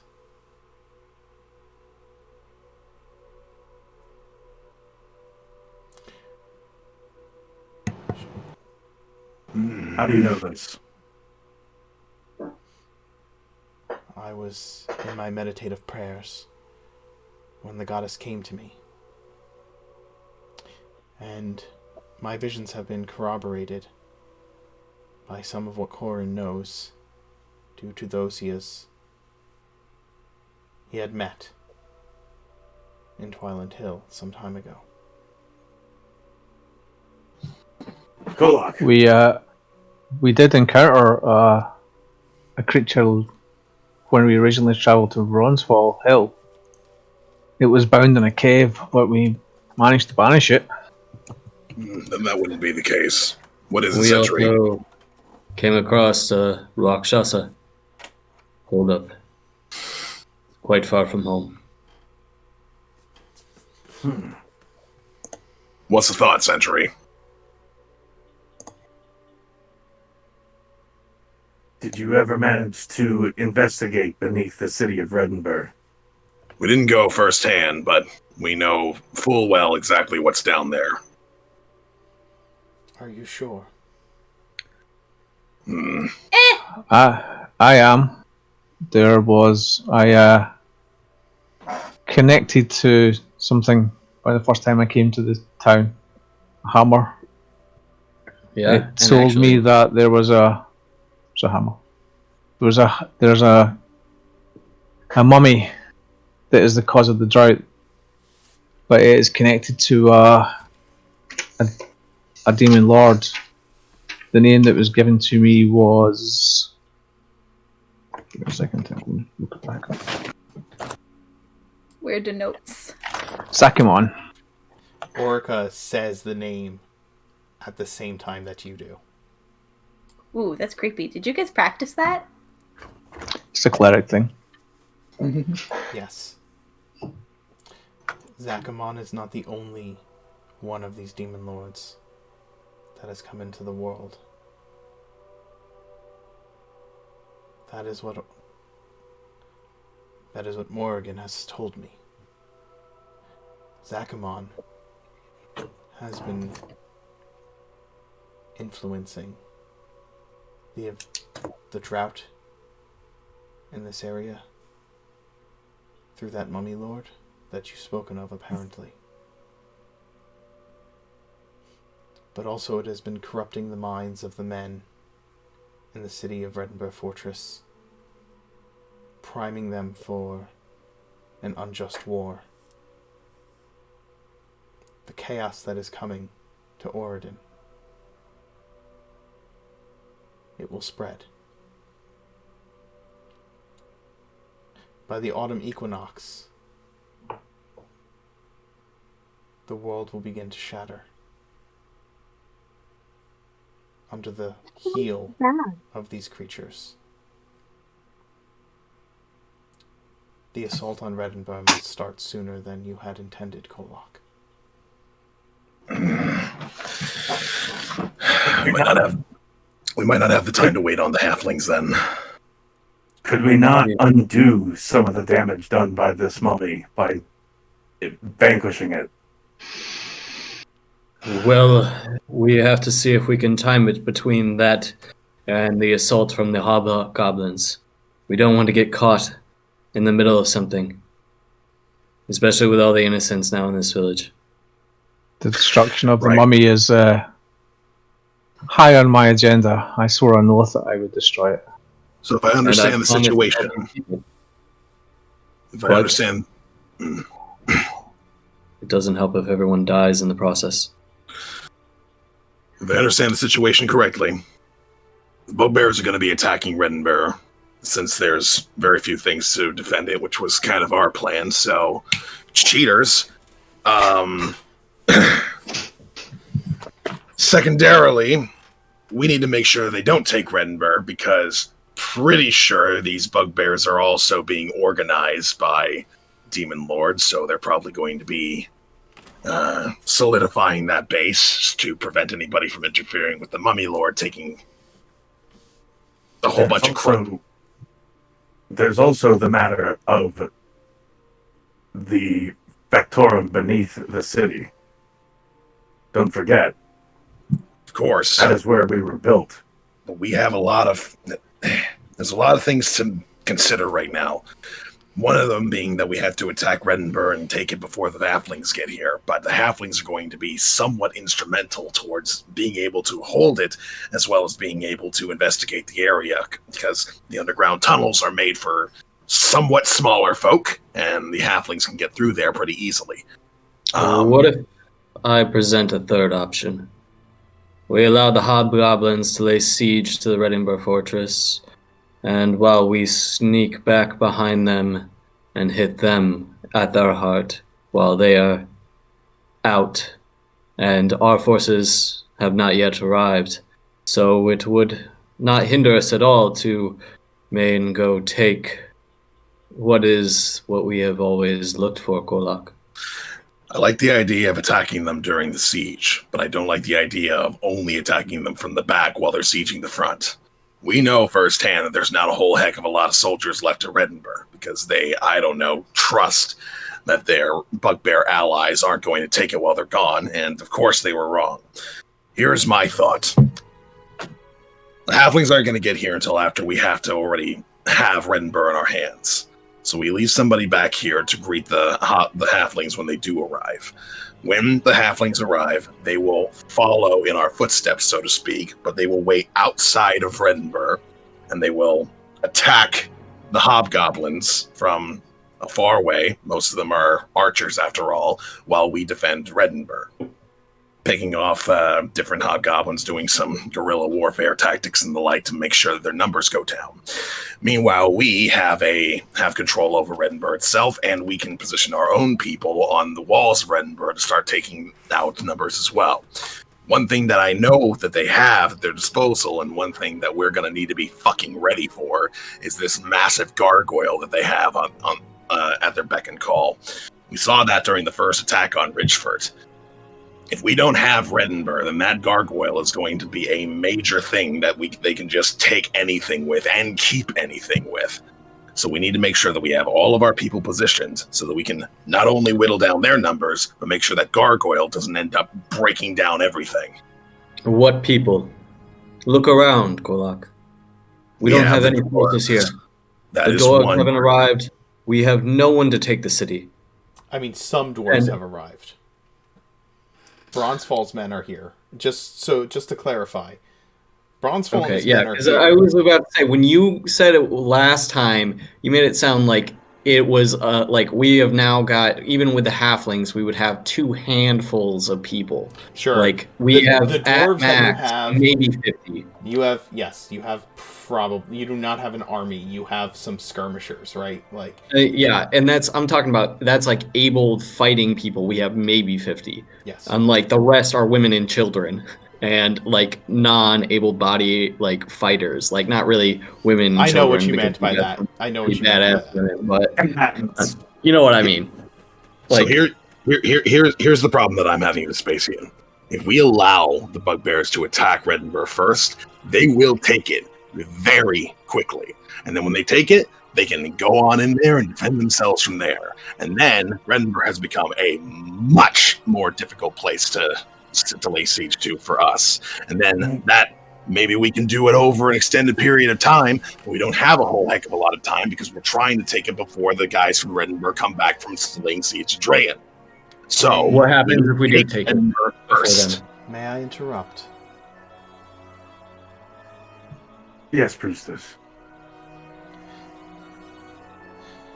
Corin has shared some other news with me from abroad, which I would like to impart to you. He had met a group in Twiland Hill who were working to deal specifically with the demon lords themselves through some kind of ritual of banishment. One of the things they were looking for were angel feathers.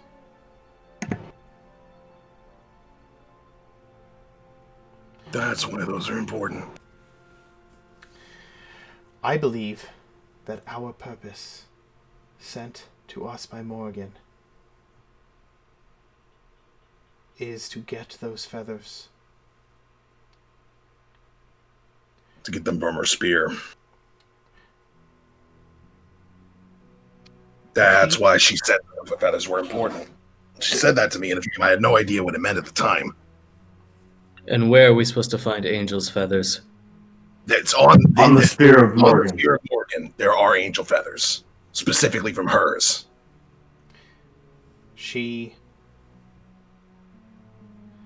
Orca asks, have you found anything else similar to the spear of Morgan? We did actually. Go kind of like, what? I don't believe now is the time to discuss such matters. If now's not the time, then when? I think you If we have the look, Vespasian. You're complaining that we don't have enough people, right, to actually do the plan that I want to do? Well, we just got told about another group of people that apparently are looking for angel feathers. Now, one of our goals is to get a thing with angel feathers on it, and if we have another thing that might have feathers that come from an angel on it, then that is yet another reason for them to come by and help us. Wait, I'm confused. Are we talking about the magical hammer or the magical staff? Staff. Or the magical. Okay, that's items. That's inspiration. That was amazing. That was so smooth. Has turned to godly items, is now kind of possessively holding on to the crook of Nadara because he's just like, well, it's my stick. I only have 7 skeletons for it. Corin holds up.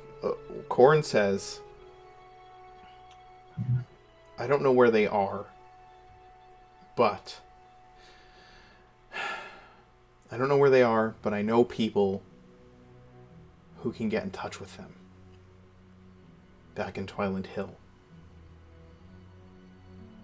I am not sure.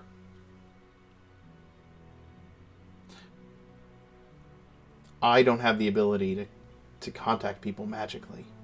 I'm not really sure how to help someone who can do that. Regardless. Do you have a name? I have names that I can give you. I look at Merrick and say in Elvish, are you okay with this? We're not handing the staff over. We could stop them now. Oh, cool. Now the docent knows Elvish. Thanks, guys.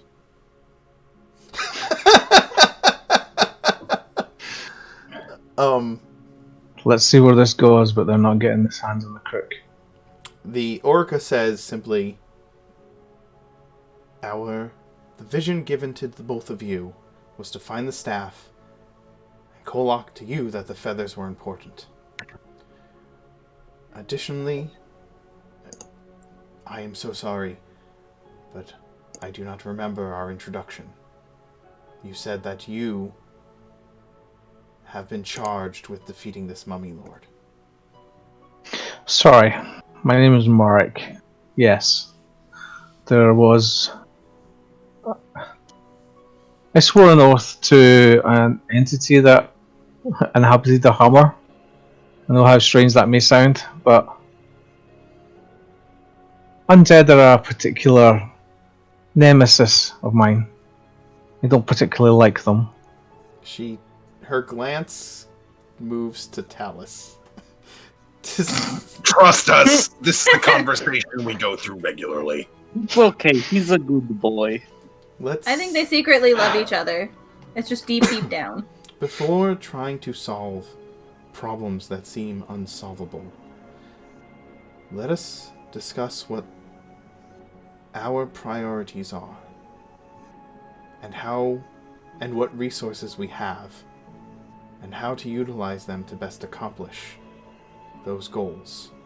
We do not have an army at our disposal. It will still take time for any forces from Drakengard Keep to reach Ridgefort Fortress. Your halfling allies are still en route to our location.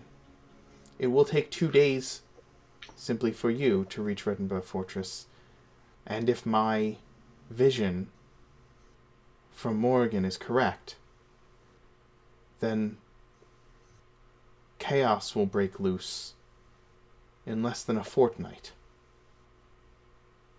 I have a few questions, if someone might answer them. Please. You can try. Why not? Do we have an estimated time of arrival for the halfling allies? It would have They taken... should be here within the fortnight. Yes. At this point, I would estimate around 10 days. Accurate. Sorry, As far as the 2 weeks. dwarves to Okay. the north, Sorry. My dumb self didn't know how long a fortnight was, so I had to Google it real quick. Yeah, 2 weeks. we're doing some oldish speak. I got All you. right, no worries, Bayesian. no worries. The olden. All right. So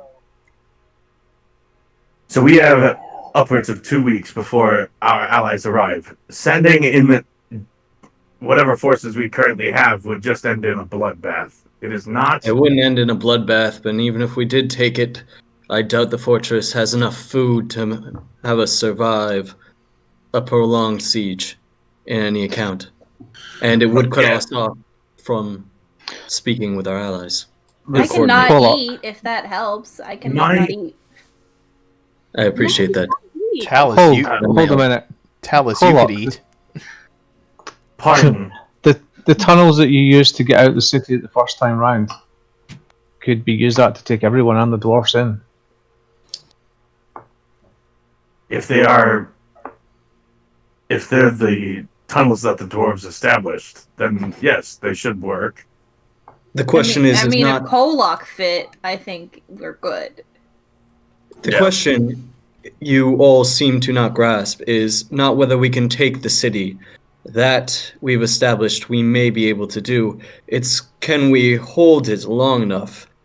And I think you fail to realize what a siege is, as many of you have not studied war like I have.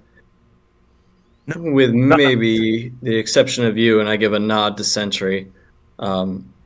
If I might continue with my queries. Go ahead. Let the weird robot thing talk. He has a lot of questions. We have 2 weeks before the halflings arrive. Regardless of how many people we have, Ridgefort Fortress is not designed, nor is it capable of withstanding multiple consecutive prolonged sieges of any strength. Trying to set, even if we were to take Ridgefort Fortress, it would fall, as Kolak had stated, to the giant gargoyle that the bugbear force, that the goblin army has in its possession. Then, even if we were to fight them off, we would have to deal with the return forces from Ridgefort itself. My suggestion is that we deal with what we can right now and handle this mummy. Retake the factory. Because if the if the methods and processes for creating more of my people are in there, we can build the army we need if we need it at all. We could also attempt to establish our own stronghold beneath the city. If we properly controlled the entrances and exits, we would be able to invade at any time. Orca points out, Merrick, if you stated that the source of the drought is being channeled through this mummy lord, if it was destroyed, perhaps life would come back to the surrounding area, and concerns of not having enough sustenance for a prolonged siege. Well, with the combination of my skills and any other clerics we could rustle up, we would be able to continue to create food and water, maybe long enough that we could start funneling new foods and waters into the city once the drought subsides. My current point being that it doesn't matter how many of our friends or how many of the Allied forces arrive here. Putting people in the meat grinder that will soon be Ridgefort Fortress is just going to end in devastating losses for our side. Whether you like it or not, devastating losses are a part of war, and we will have to face that meat grinder sooner or later because that gargoyle will still be there, even if we do survive this. Vespasian, hold on. Time to face the meat grinder, because while devastating losses are important, and that's an inevitable part of war, we want to avoid them the best we can on our side, and make sure that we maximize the devastating losses on their side. That's the main. I think you're forgetting one thing here. You're talking about waiting for the halfling allies or attacking at the right time. The priestess has already said that the vision she's had from Morrigan is that devastation will arrive in less than 2 weeks as it is. We don't have time to wait on anyone. I think Century has the right idea. I think we should destroy the mummy. All right. Well, if we take the mummy, the factory beneath Ridgefort Fortress at the height of its functionality produced legions, thousands. That's if how long and who knows how to make them. What I'm saying is that we need to remove the blight that is currently there. If anything, it will extend our timeline, giving us at least some breathing room tactically. But if we sneak behind these bugbears and let them go and take the fortress and hobgoblins, we might be able to capture the spear and the eagle feathers that it contains while the gargoyle and all of these minions are attacking the fortress. See, these are the options we need to weigh. We don't know that. We don't know who has the spear. Out of character, I thought we knew that it was at the hobgoblins' fortress. Kolak has believed that the hobgoblins were the ones that took it because it was taken during the siege of Ridgefort, or during the invasion of Ridgefort, from beneath the Temple of Morrigan. Vespasian's working on his... Yes. What Kolak has told him. Yeah. So that is what Kolak To the best of our knowledge, the hobgoblins took it, so reason would dictate that they're the ones who have it. But we don't know that for a fact. We also don't know that they would bring it with them. They could have it hidden somewhere. They could leave it behind. And if the hobgoblins are being controlled by the mummy underneath, then who says that the mummy doesn't have your spear? I don't think they're being controlled by the mummy. I think the mummy is a part of the whole deal. This won't solve all of our problems. I did have one group that's rather nearby I wanted to recruit, but first, Orica, you wouldn't happen to have any food around. I'm feeling quite peckish. Orca says, we can eat after all of this is done. Let us discuss what we must first. At least come to a point of decision. Raina's gonna roll an apple over to Talus because she still has a bunch of grove apples she just keeps in hand. Talus, the grove. Oh yeah. I will tell you this. You find as you eat this apple that you find two things. Roll D100. You don't feel like you need to eat the apple to sustain yourself. But even after eating the apple, you are still ravenously hungry. As long as you have this bell on your person, you don't need to eat, but you're always hungry. Oh boy. Oh boy. Incredible. Talus is gonna gain some weight over these next few sessions. We're not, if he just wants to suffer. Yeah, you don't have to eat. You can go without eating completely. But you're always hungry. Oh. Interesting. Just making sure that I'm... Nope. I believe we should put it to a vote. So what are our options? What are our options that we're voting on? Yes, let us lay them out. I think one option is to sneak into Reddenburg and ignore the option to siege. Let the city fall as it may, and to confront the Mummy Lord and search for this factory that Century speaks of.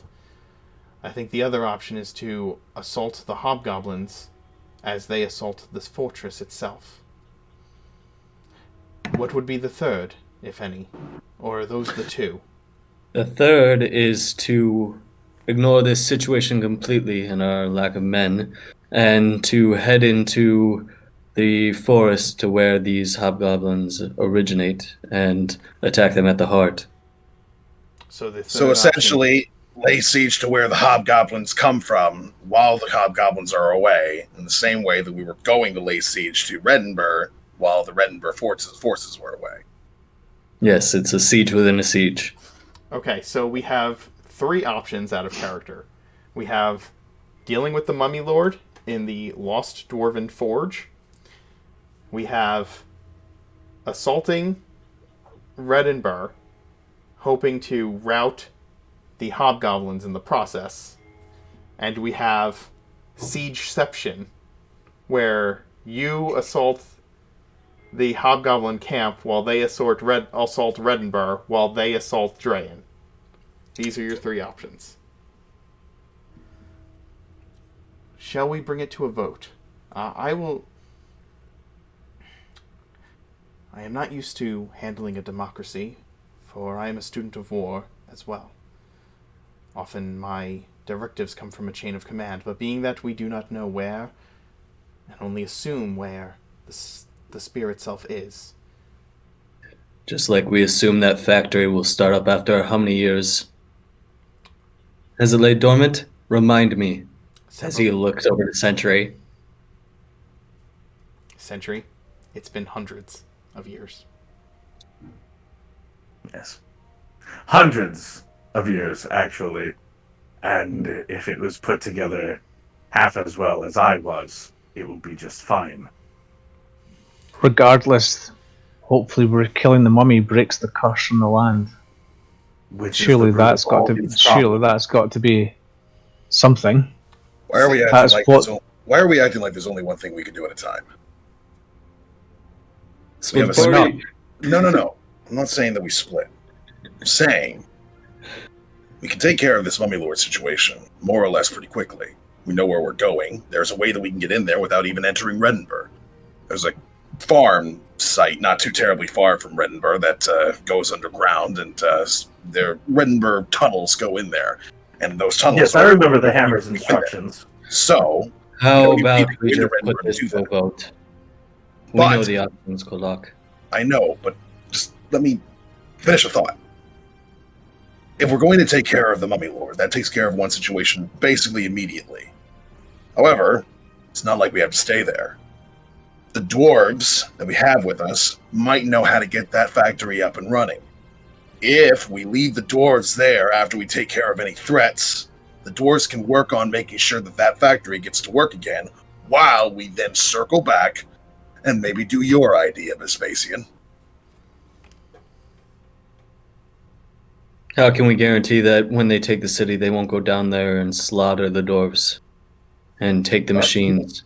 There's no Because they'll guarantee be they attacking even know you it while they're exists. attacking the city. The whole point of your counter siege is to take out their resources and their men so that they don't have a lot of people to hold Reddenburg with. And then we go back underneath, and then we can use the dwarves, as well as ourselves, as well as the halflings, if they get here in time, to defend this factory while we get it working. Sentry. All right, cool.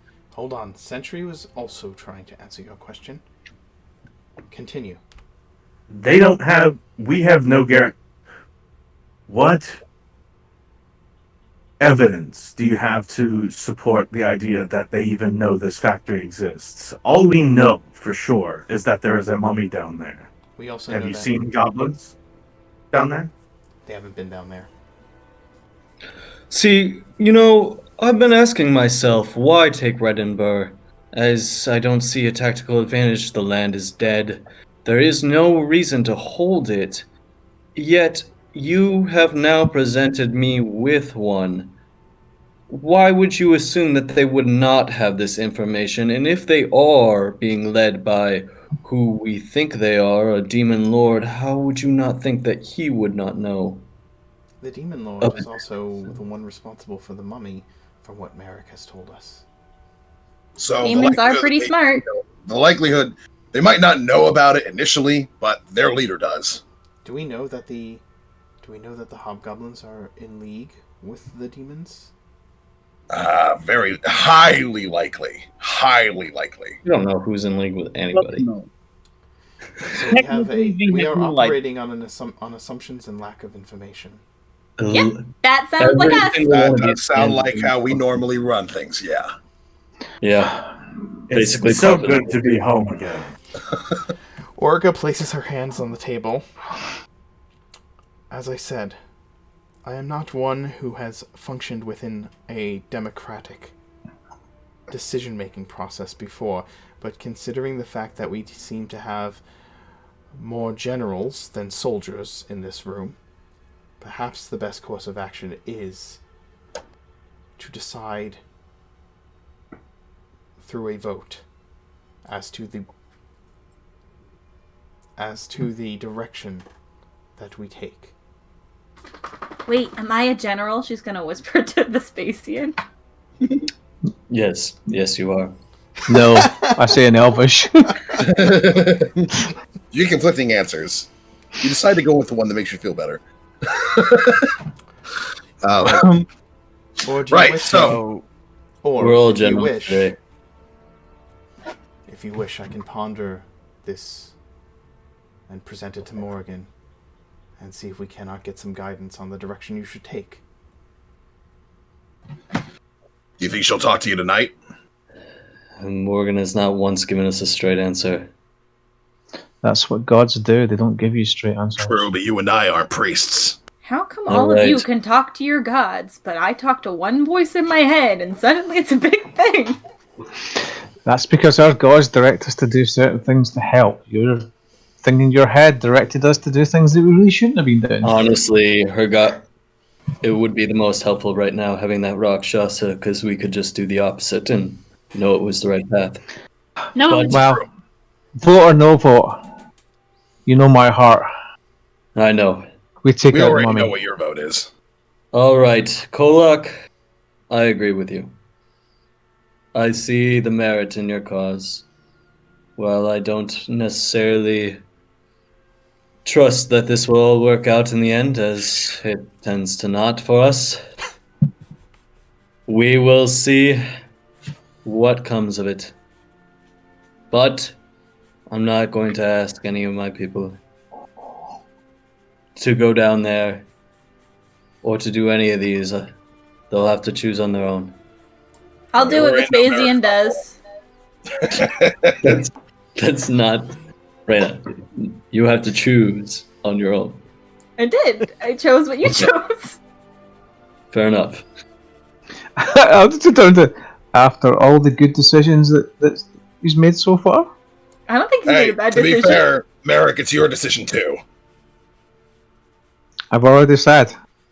I swore not to take care of this mummy. fact that it's an undead creature just makes the victory all the sweeter. That's the plan that I vote for. Mummy first, counter siege later. I also vote that we go for the mummy. I do not like it Talus, when we already knew your vote as well. Talus, you can't. Hold on. With Let Talus finish his Let him sentence. talk for a second. Jeez. Sorry. I do not enjoy hearing how demon lords interfere with my glorious art of necromancy. They're doing it wrong, and I need to show them the error of their ways. Raina's gonna clap for Talus. Talus, go ahead and take inspiration. Gotta teach. You do know, Talus, naughty that we're going demon down lords a there lesson. not to make Sorry. friends with it. Oh no, it is an abomination and needs to be destroyed and then replaced with a better undead. This sounds fair. I'll meet you 50-50 on that plan.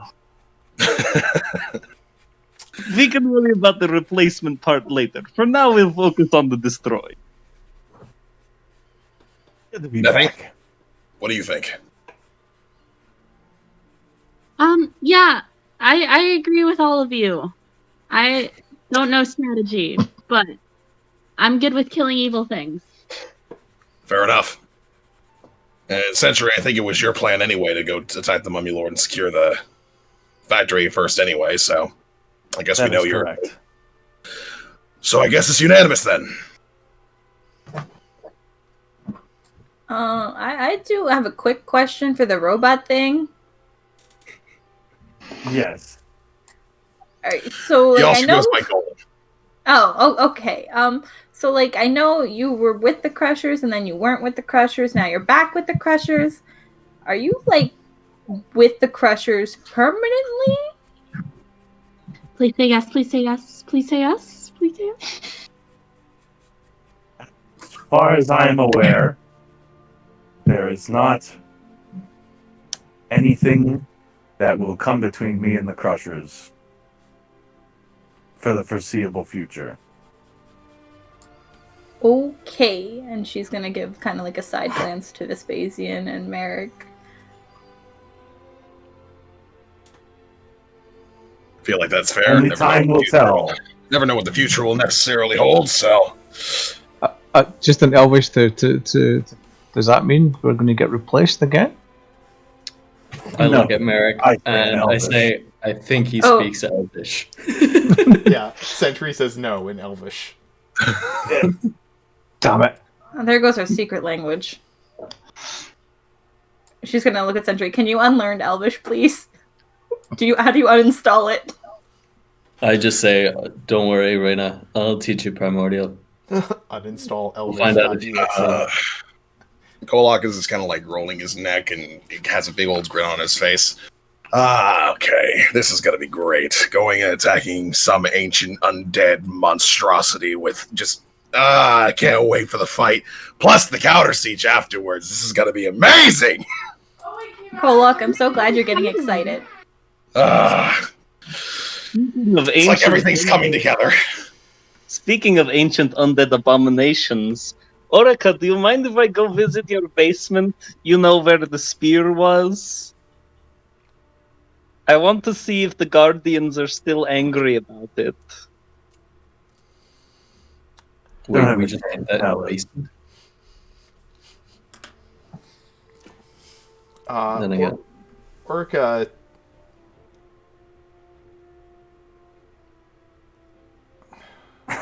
Talus.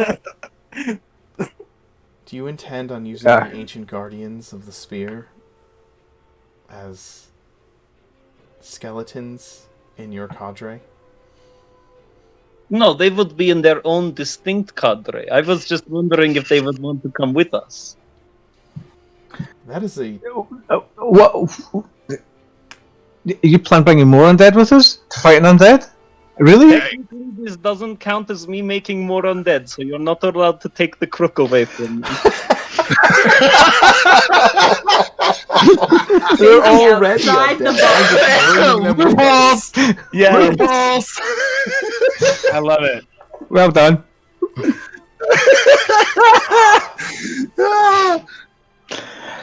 I like it. More numbers, the better. You do know we do. It can get kind of cramped in those tunnels, so. Kolok, you do know there is one set of allies you've forgotten about for the fight. The Horde we were gifted by the Dragonborn. Oh, we do have that thing. True. Yeah, I've that's got not that. too many, though, is it? It's how many is it supposed to? I think it's a brass one. It's a lot. It's a decent amount. It's like 12. All right, that'll be good. Like 8 to 12. And hey, more numbers is always better, unless of course we end up getting too cramped up in the. But no one's blown it, so no one knows what it does yet. We kind of have an idea. But no, we have not tested it. I mean, We're not. I can identify it so that we know exactly what it does. I could also identify it. Yeah. Yeah, I think it's been identified, but I haven't given them the stat block for Yeah. this for the warriors because I think berserkers are basically useless. They're That's and they fair. don't make sense for the Dragonborn. It doesn't make sense for that. Hey, Studio Johnny, Q, thank you for rating us with a party of 7. Nice. That's awesome, folks. How you do? We can talk about it later. Let's keep role playing. Yes. Let me use my Claude Let's idea. go fight a mummy lord. Okay. Are we Shall doing we? it like right now, or like I thought we were getting food? We'll rest for the evening first, and then we'll. Sheriff, Isn't it like early? no. This was like It's late. during the It's night, late in the yeah. day. It's Okay, late yeah, in the day. Corin asks, "Will you be taking the Bronzefall forces with you to Reddenburg then?" Not to Reddenburg specifically, but underground, we will have them start working and see if they can find some way to restore the factory. Are you going to be clearing the path for them and then them following in as a secondary force, or are That's you the just gonna idea, have them yes. with you? Okay. I don't want to risk losing any of them if they might be able to help make the factory work again. So we're going to be the forward force, and everybody else is going to be following in behind. Yeah, so you can risk losing us. The general with them? Lord Bronzefall. Yes. Yes, he has come with them. I can send him a message. When Sentry. it is safe to enter. What about this other group that you mentioned? Are they close enough to help us? The forces that Corin had mentioned in. Sorry, Corin. Sorry, Yes. apologies. Yes. Corin mentioned those, although I don't know if the people who helped install Sentry's Docent are exactly the group of people who you would want helping on a siege. Oh, okay. In that case. One of them might be, but Sorry, Corin. The people that you at Twilight Hill, are they close enough nearby to help us, or? I don't know where they are now. I can contact the people I know in Twilight Hill, or I can try and contact them. But I would need a way to... Corin, if you have a name, I can get a hold of them right now. As an aside, out of character, the way I've been working sending is if you are familiar with their visage and their name and who they are, like if you could recognize them in a crowd, you can send them a sending. got it. All right, that makes sense then. Never mind. Do you have detect thoughts?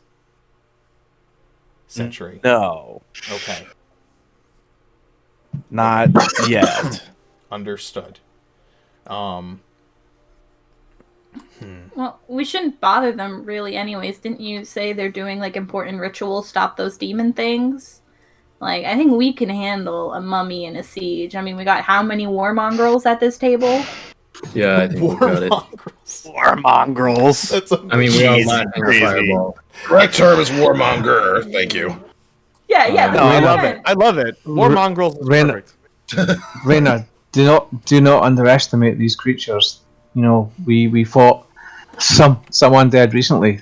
This thing is much more powerful than that. I've never faced up to one But of these. no Mine one died.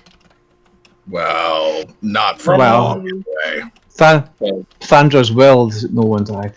I think it was our superior willpower. Trust me on this. We've got Sentry here. That It is was a a lot of pretty luck. big upgrade to where we were.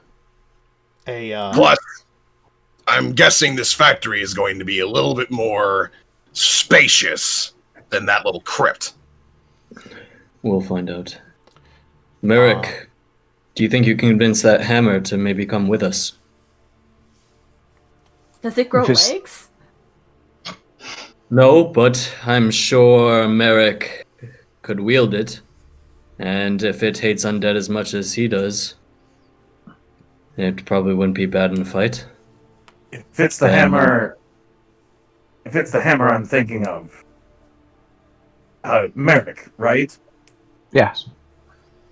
Then Merrick is not the owner for him to wield it. Unless, did something happen to Nemi? Not that I know of, but we haven't had contact with her ever since, Renber went nutso. Nolly, sorry. So you're saying the hammer can only be wielded by its owner? I am saying we are not thieves. No, and I wouldn't take the hammer, but I have sworn an oath to it. Perhaps it will lend its strength. It's a possibility, but we don't even know where it is right now. It could be entirely out of Riddenberg. Could have been We taken by haven't spoken to Rakshasa. Nolly ever since we left for Riverdam. No one said we were thieves. Stop taking offense to things, Vespasian. Yeah, that's my job. I'm just really confused though on this robot coming in and insulting Vespasian. I'm still. He's What a can you good do? I don't know you. He's very nice. You can trust him, Raina. He's a good guy. Look, I fought alongside Sentry before. He's extremely good as a warrior, and he's not stupid. No, he does lack some social conventions. He does lack some social conventions, but then again, we all kind of do. Well, I apologize if you took offense to my statement, Vespasian. It was not meant to be that way. I just did not want to imply that I would be okay with taking Nolly's hammer without her express permission. You're good with taking heads, though, right? Yeah. About that. You'll forgive me if I don't trust you. Trust is not implicitly required for two people to work together. However, it is needed for them to work together well. So hopefully that trust can be earned rather quickly, as we might be in danger in this factory. We can have a sleepover and have like trust exercises. Oh yeah. Sure. That actually sounds quite you'll find Pollock's precious I don't really know about all that. But regardless, let's get some food and set off in the morning. Or very soon after we take a rest to eradicate this presence. Sentry's gonna reach into his bag and he's gonna pull out an apron. And he's going to head to the kitchen and get started. Nothing. I hope your cooking's gotten better, Century. Markedly so. Well, that's good. I missed watching you cook. Sentry, give me a survival roll or a cooking utensils roll as you attempt to commit dinner. Nethia, did you say you're helping? If that is any assistance at all? Would like to help. It'd be help. Nethi gives the help action. 20. Perfect. Sentry cooks up a feast, and you all eat. You eat and you rest. There are questions about what will happen when you leave for Reddenburg. But you have a direction now. One that you are united in, even if you all aren't satisfied that this is the best course of action. You've all agreed to it.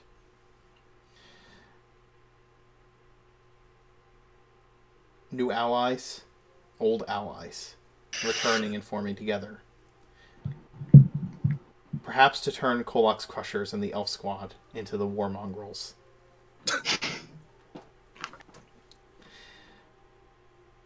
Do we have a little time for? Because I don't know Raina's name. Yeah, you have time for some.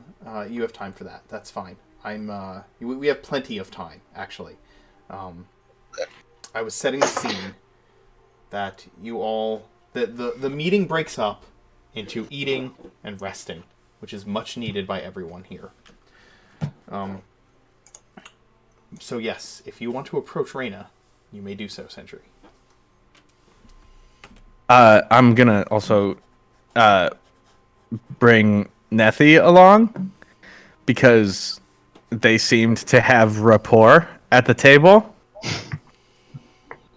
and Robo Brain go burr, and he thinks that bringing them this talking to one while talking to the other will help. So, Nethy, would you please come with me? Yeah, sure. Where are we going? I would like to speak to the other female that has joined the party.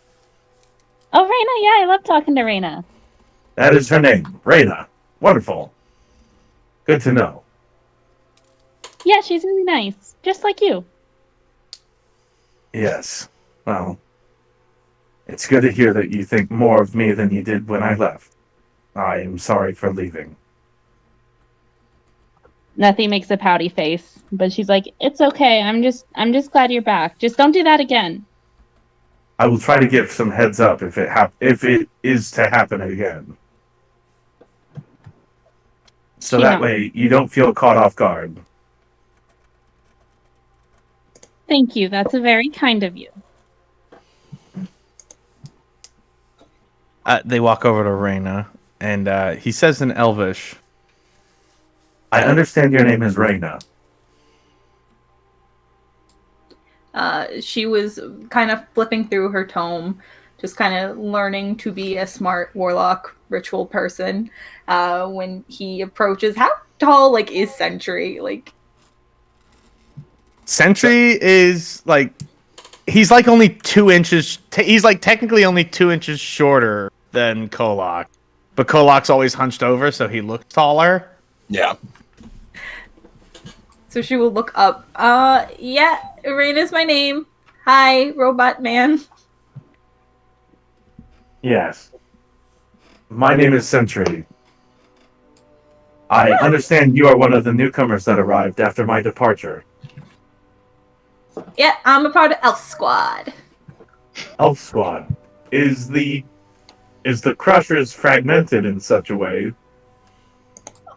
I mean, I think we're kind of like a sub-level to the Kolok's Crushers. I don't know if we actually if I had to consider it, Kolok's my leader, but Vespasian's my number 1 leader. So it's kind of like having 2 dads.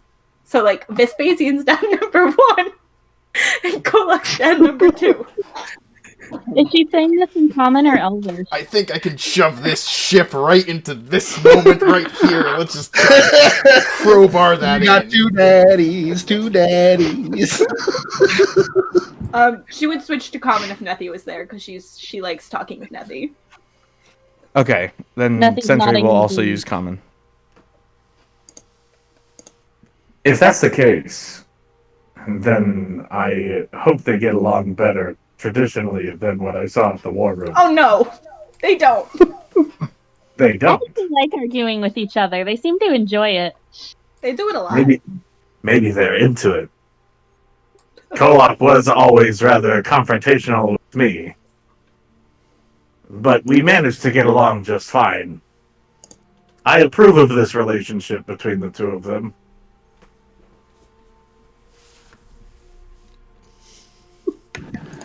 Yeah, I swear to God. It's just too fun. How did you enjoy dinner? I mean, yeah, I like any food because, like, so it's not something I'm used to, like a big ass feast, because they don't really cook too much. Whatever we eat is kind of like it's good, but like I'll eat anything. But I mean, it was extra good today, I guess. That's wonderful to hear. I can't help but notice you poring over your tome. Are you a wizard? No, that's like for smart people. I am actually I borrow powers from. Well, originally it used to be a fiend, but then like Nethy yelled at him and said he was a stinky boy, which he was. So it was kind of fine that we got rid of him. I mean, there was another demon before that I really liked, but he had me Fireball City, so we kind of were uncomfortable with that. Now it's a genie, so he's pretty cool. He's like the kind, like that's literally his name. So I guess that's a good one to have. And he gave you that book. Mm-hmm. That is a very nice book. I have a book as well. Would you like to see it? Sure. Does it have like pretty spells in it? The first one I had was kind of creepy and like a demonic one. This was a lot nicer book. So it's like, why do you have a book? Do you also have like a voice in your head that gives you power? I learned to draw power from the weave, as it were. In fact, Nethy, you will be pleased to know that I came up with a name for Owl. Oh, tell me. Clara. Clara, that's really cute. And he's gonna hold out his hand, and a little clockwork, like a little wind-up owl. Like imagine like one of those itty bitty ground owls, right? But it's made out of like metal and has little camera shutters for eyes. Sort of just right in his hand. Some of you have seen this before in Riverdam Raft. Oh, that's the owl thing that appeared. Oh, it was so cute. He looked very tired when he came to us. I have a robot dog. Raina, show your dog. They should be friends. I will pull out Gears. Oh. That is the wrong voice. There we go. Oh. Okay, so I guess you're not too bad for a new robot guy. And Clara's gonna hop onto Nethy's shoulder, and then like sort of like do the beak to fabric, claws, beak, like climb down instead of fly down. Mostly because I thought that'd be cuter. And then proceed to chase the little robot dog. Oh, that's so cute. My heart can't take it. I can't stand having a real heart. Oh. Nethy. What happened? What happened? What do you mean? You look very different. Oh, right. You left while I was still possessing Lucy. Bitch. Okay, I'll make it really short for you. So, Lucy killed me, so I got mad and possessed her because I was a ghost. I don't know why. So I pretended to be her. But then later a mistake happened and I got shunted out of her body. And then she left to go tell the queen about some kind of dragonborn invasion, so I was just like a ghost for a while. But then Raina's patron genie gave me a body. Like yesterday. Do you still remember how to use the bathroom? Because I don't want to clean up. What? Yeah, I do. I think yes, I do. Yes. Okay, that's good at least. But yeah, I'm sorry I lied to you about being Lucy when I wasn't Lucy. I was worried you wouldn't like me. Don't be silly, Nethy. What's not to like?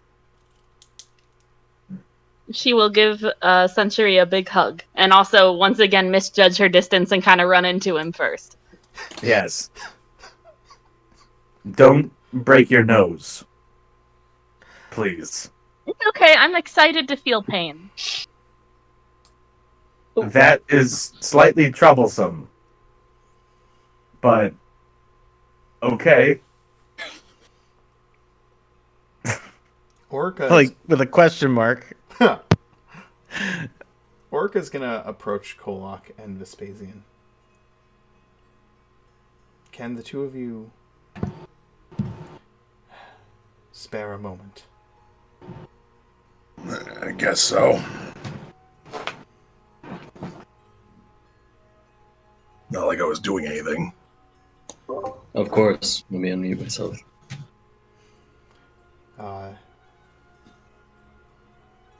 She will walk over to the altar of Morrigan, leading you both to it. She stands on the other side of it, the side that the priestess would stand on when performing the rites of Morrigan for a religious service. The two of you have been, for one reason or another, as worshippers of Morrigan, chosen for this task, as have I. It seems that behind the scenes, the gods are working to prevent the evils that I have seen in my vision from taking place. I know, Kolok, that you have received visions from Morrigan as well. Have you, Vespasian? I have. Though I can say the conversations were brief.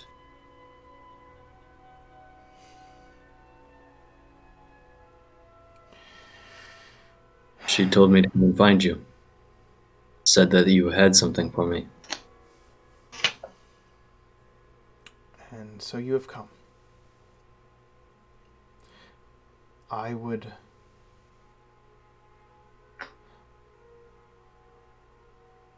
going to attempt to contact Morrigan rather than waiting for her to contact us. And I wish for the two of you to join me in this communication, in communing with our goddess. Sure, but how?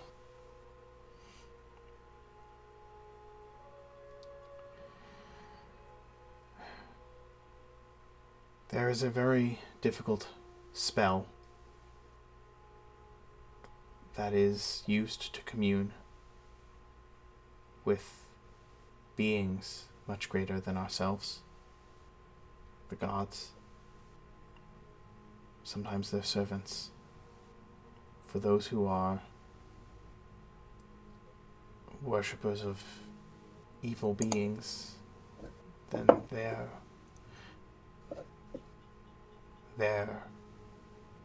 lords.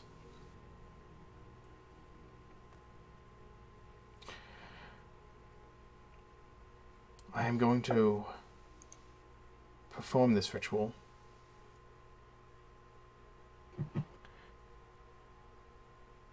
I would like you to focus your minds upon Morrigan.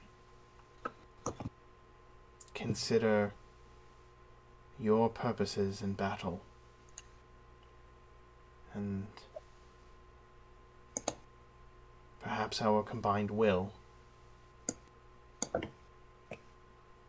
allow this to happen. And we might all hear her voice as one. And receive some clearer understanding of what her purposes are.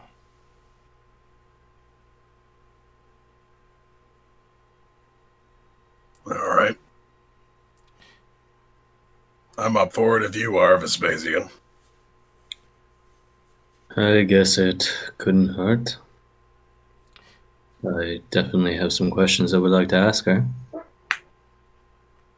In terms of how this is going to work, mechanically speaking, I'm going to make this a. I'm going to make this kind of a narrative skill challenge of sorts. Orca's going to try casting Contact Other Plane to speak with Morgan.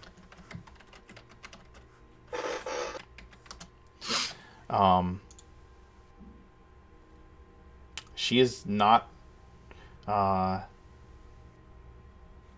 Actually, it would be commune, wouldn't it? Yeah, it would be. Yeah. She's gonna try casting commune, which is not a spell that she can normally cast. I'm going to let each of you narratively share how you are aiding in this ritual and make some skill checks. Kolak is imagining himself in a similar battlefield that he would see when Morgan had came to him before. The first time when he saw her fighting, the second time when during an aftermath when they were at a camp and everybody was relaxing and drinking.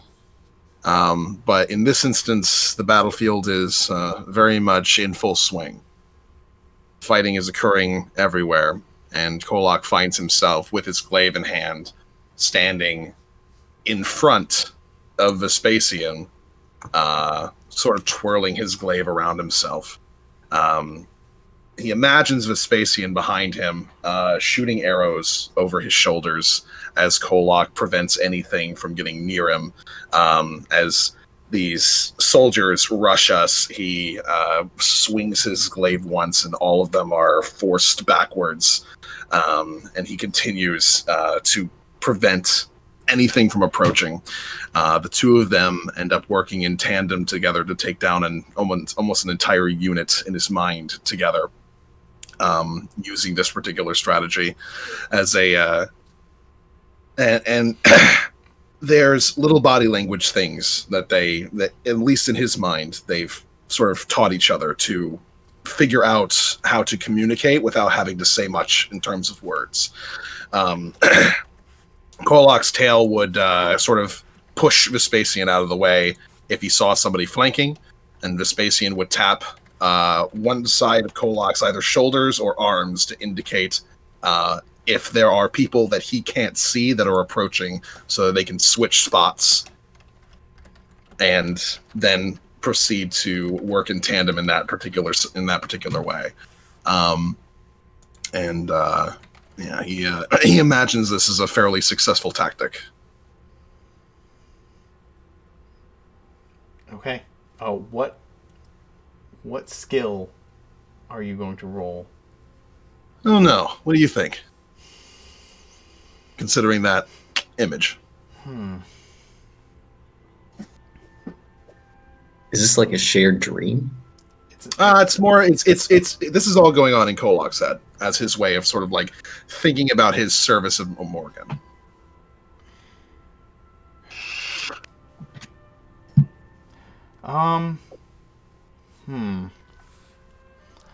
What do I think?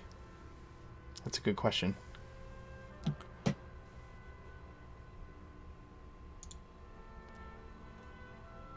While I'm considering that, Vespasian, how are you trying to contribute? Like Orca has told you to focus on your worship of Morgan. What are you doing to try and contribute to this ritual? So first I'm gonna take out my longbow.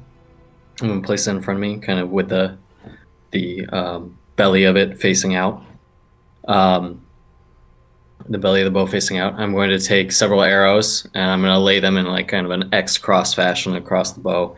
And then finally take out my rapier and then place it in kind of almost a pointed, as it would look like a compass, directed directly at the altar. And as I kind of sit down in a cross-legged way to go into a set of a trance, I think about the histories of the wars that have been fought, the consequences of each one, the chaoticness, but the lawlessness, the evil, but the good that's been carried out through each one, and how this is played. And with this develops from thinking about just the histories into a game Vespasian sees almost being played overhead, of dragon chess pieces, but these dragon chess pieces are not just on a board, they seem to be towering hundreds of feet into the air and being pushed around this battlefield. And as he watches, they are being pushed and moved in the same way chess pieces would be, while you see these fighters on the ground. And through the smoke and the clearing, he sees each one of his companions and compatriots there, and how just standing there, and whether they both all just kind of fade into existence as if puffs of smoke. And then he's left alone on an empty, bloodied battlefield, with nothing left and no one left around him.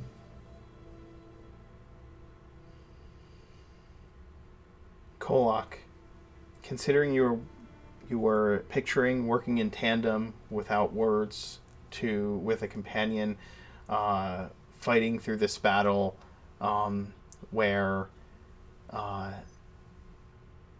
danger was all around you. This may seem like a bit of a narrative stretch, but I'm going to call that a survival roll, as you are attempting to keep both you and Vespasian alive in the midst of the chaos of this battle in your mind.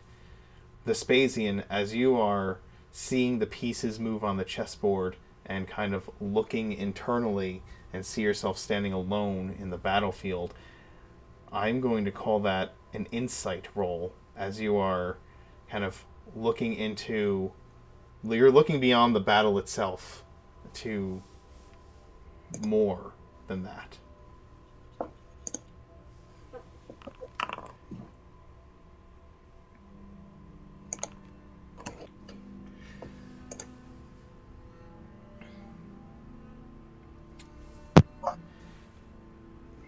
Orca pulls out a piece of parchment and begins to speak the words of this spell, this ritual, this ceremony with all of you as you focus your minds and push your will through.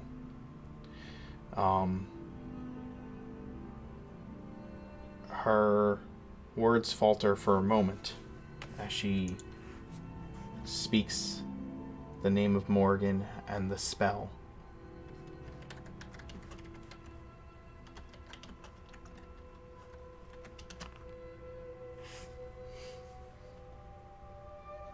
Vespasian, for a moment, you are not standing alone on that battlefield. You feel alone on this empty field of war, and then for a moment, Morgan is standing before you. She says to you, "Ask your question. You get but one."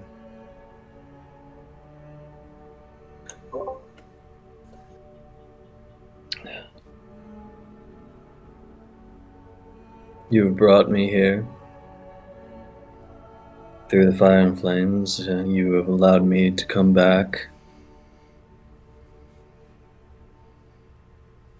I want to know truly what this is all for.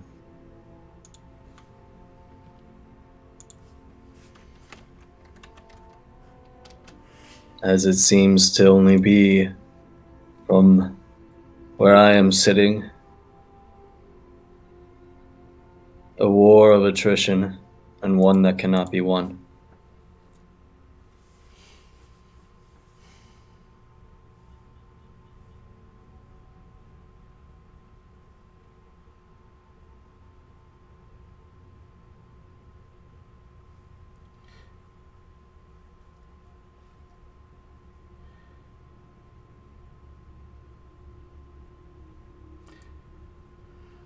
Those beings who are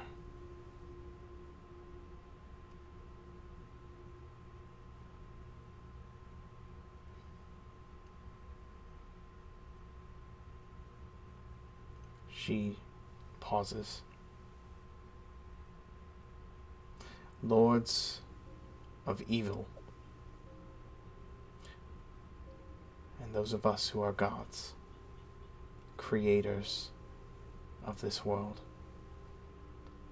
have been bound by certain celestial laws.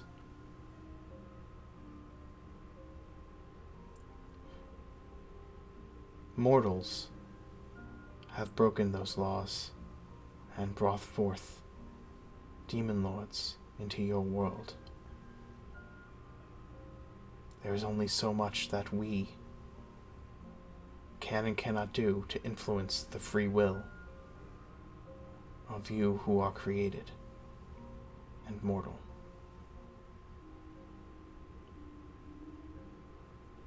I am doing all I can through you and my other servants. That is what this war is about.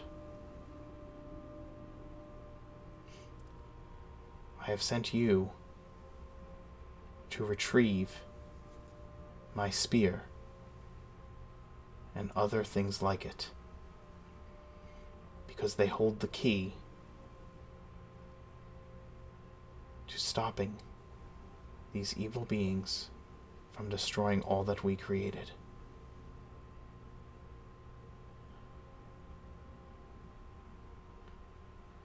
No one mortal can accomplish this on their own. Much like the weave of magic in the world is a tapestry which allows power and beauty and devastation, so too are the lives of mortals.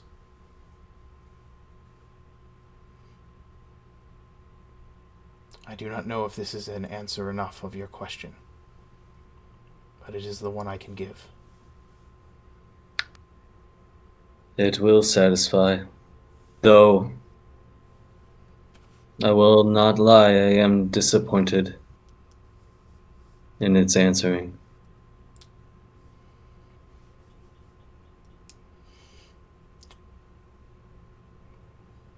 You, Vespasian. It is a side. Oh, go ahead. Oh. No, you go ahead. It's a side I did not choose in this war. And you withheld this from me for so long.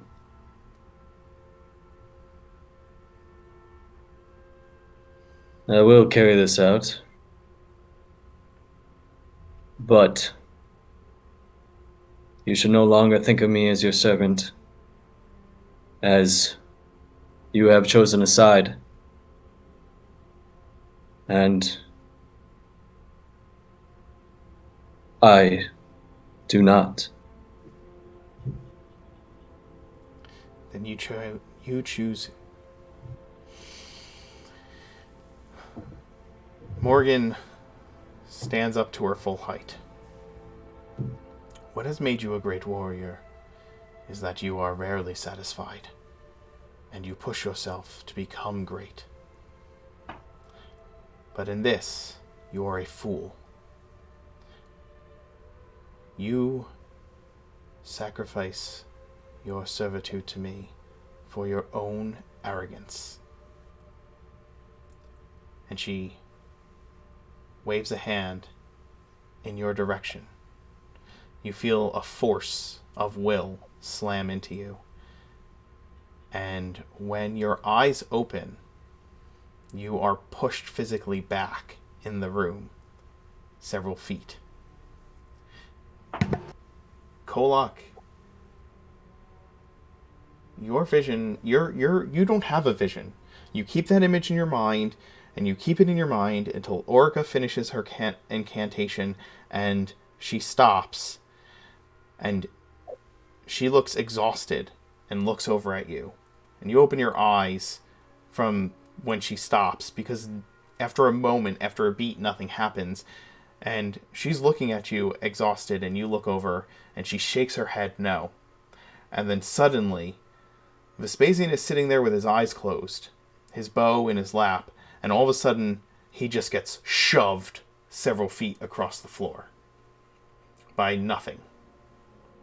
Kolak kind of stands and looks to him. What just happened? What happened, Vespasian? It's done. What is done? I just get up. Hey! Put all my stuff back away. And just walk out. I grab him. Make a grapple check, I guess. Unless Vespasian's going to allow himself to be, grabbed by Kolak. God, I can't say fucking anything in this stream without the chat going nuts. Jesus. How was it? Just a dex roll? Or is it a dex save? It is. It's a dex roll. You may use either a athletics or acrobatics check to prevent yourself from being grabbed. Oh, well, go with acrobatics. Kolak, you go to walk out. You say it's done. Kolak asks you what's done. You don't answer the question. You grab your things. You begin to walk out, and Kolak, you grab Vespasian by the arm, the shoulder. The shoulder. I just kind of spin him around, grasp his shoulders. What happened? I'm talking to you. Don't walk away from me. I have told you all there is to need to know. Bullshit! I make that decision. What happened? What decision do you make? I make the decision of what all I need to know.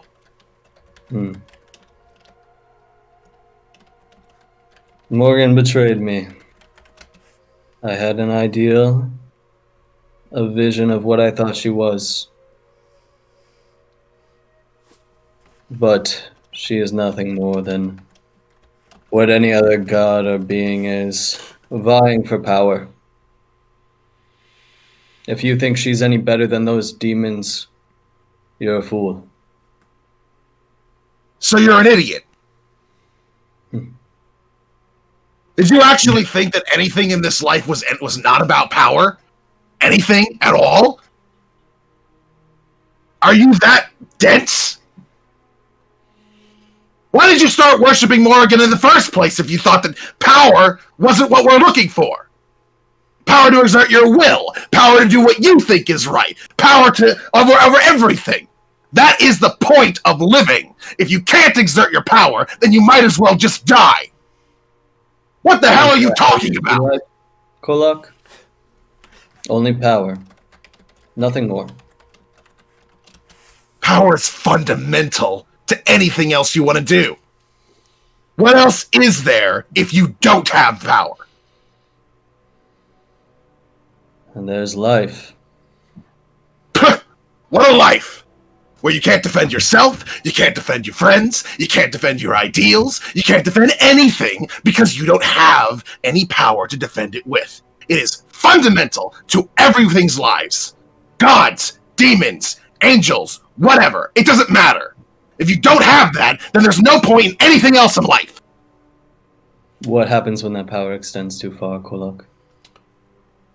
It only extends too far if you use that power for bad things.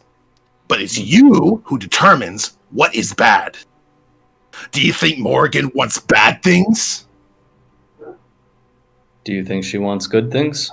I think she wants what is in my best interest, and my best interest is all I care about. Then, I guess there's nothing more for us to talk about. Orca. And with that, I'm going to try to leave again. Orca stands up. She's like been like leaning on the altar, and she finally like pushes herself up and looks down at the two of you.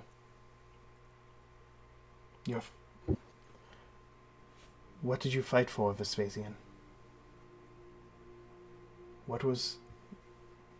I fought for my people. I fought for a set of ideals. An ideal that I've found out is false. What was your ideal? There is no hope.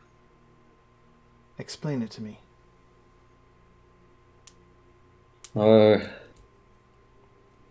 Morgan just wanted to use us. She is no better than these demons. You are her servants. Good, evil, it doesn't matter. She takes sides. You were her servant. You offered yourself to her as her servant. And then when she uses you as a servant, you rebel and reject that you are her servant. I have never granted her my servitude. She called Only you. an understanding. She called you to come here. What And bullshit. you came. Is that not submitting yourself to your goddess? You've been her servant at least since before you even met me. You said yourself. She told you to meet me. She told you to meet Orica. And you've been doing all of that. Doing what she says is called serving. And where is that led me? Where has that led us? What do you mean, where has it led us? What were you doing before all of this, huh? Wasting your life away doing nothing? We're about to save the entire fucking region from a goddamn mummy lord and maybe a demon. We already saved Riverdam Rat from being controlled by a demon. We're bringing the dwarves their home back. No. We're accomplishing so much stuff. You've made friends due to this. And you Reyna, you wouldn't have met without this journey. Merrick, you would not have met without this journey. Even if you don't consider any of the rest of us friends. At the very least, I know you like those two. What is everybody else doing while this confrontation is happening in the middle of the Hall of Morgan, where Kolak is literally shouting at Vespasian as he is trying to walk away and leave? Because I assume that the rest of you have not left the Hall of Morgan after dinner.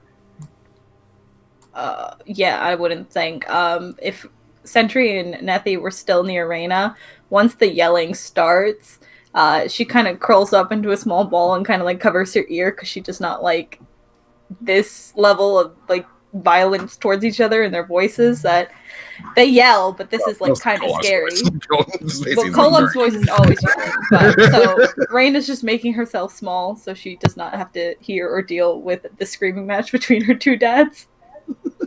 Nethi is just kind of hugging Reyna and trying to support her while concernedly looking at Kolak and Vespasian and making sure it doesn't turn into like a fist fight. Sentry's kind of just looking at Talus and Merrick to get his social cues. Interesting. Marek shakes his head and steps forward. Talus. Vespasian, what Oh yeah, you can talk. have you done now?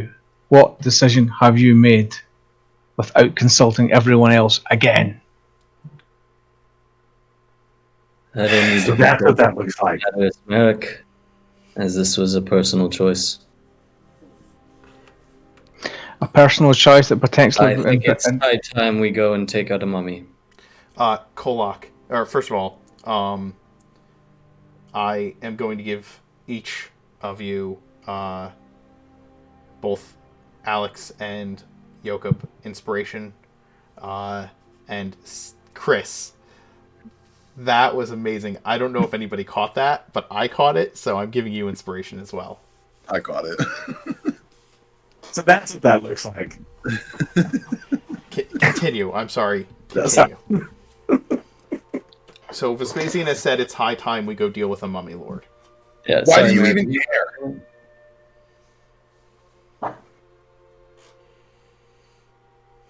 Talus was also trying to say something.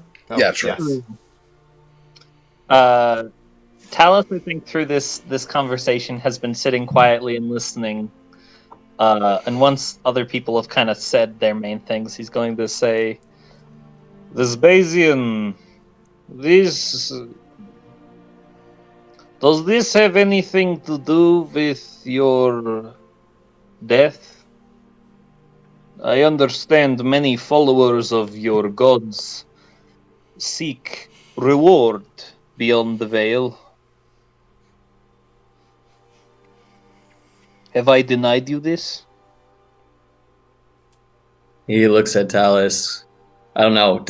Am I still grappled at this point? No. I don't know. Yeah, technically.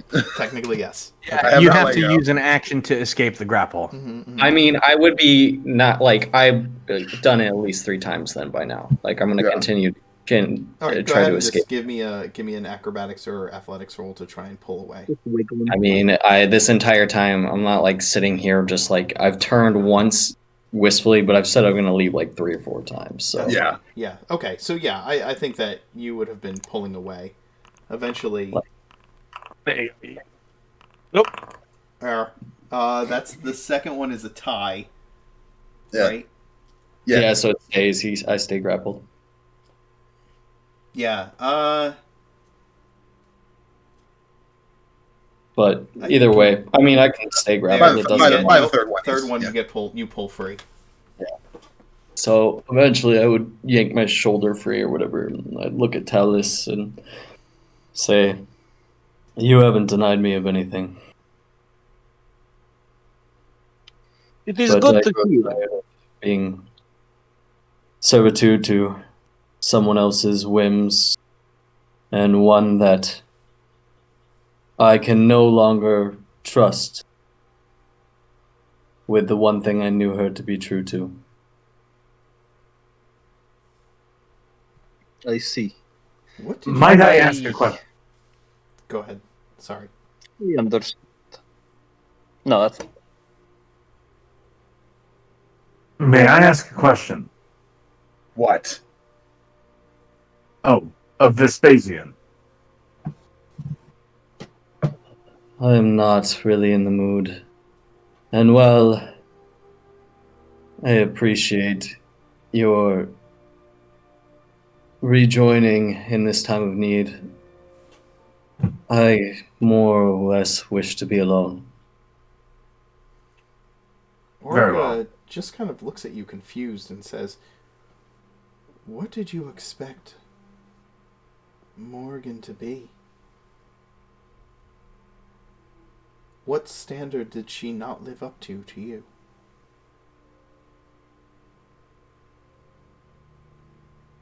Why don't you ask her yourself? You seem to be so in tune with her. I'm done playing this game. Whatever. The game of the gods. It is not mine anymore.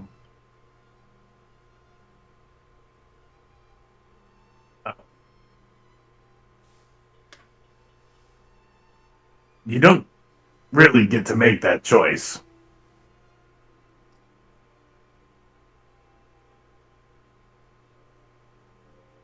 Yeah, Vespasian just walks out the door. Like, he's not going to... And Elvish as he walks past.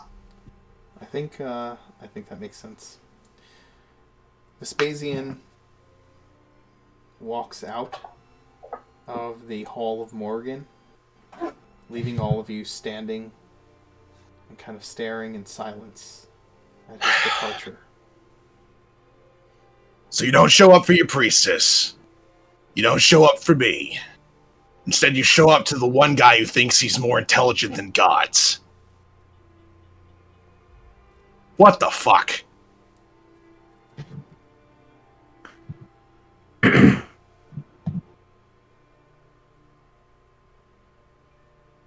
Well?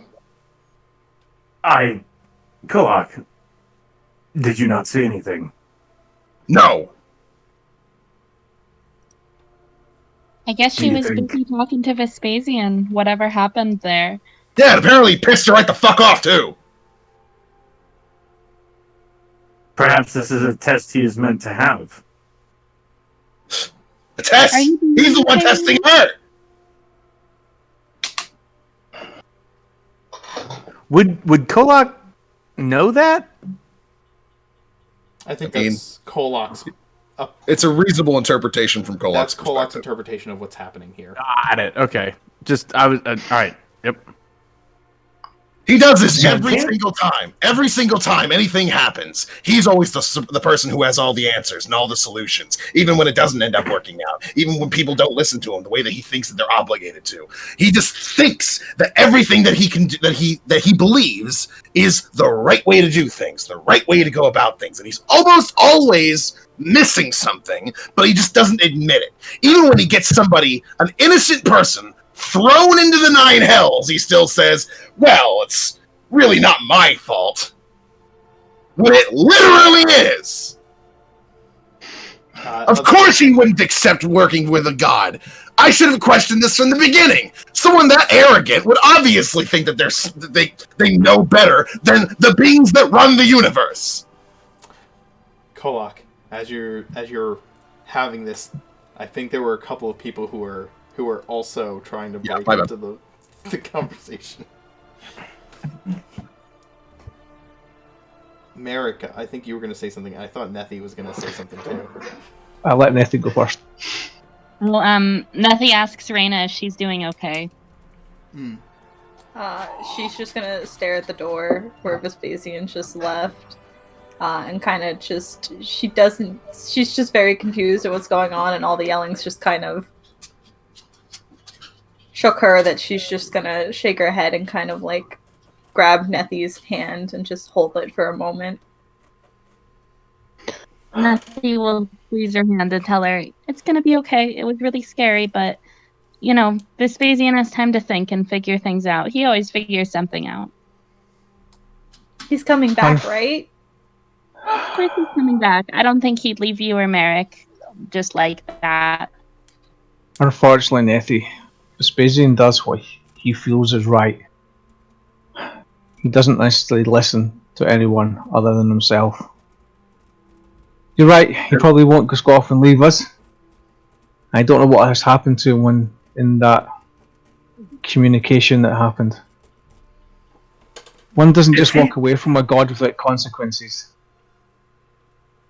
The only Perhaps reason... it is. Sentry? I can wait. You're good. No, on you go.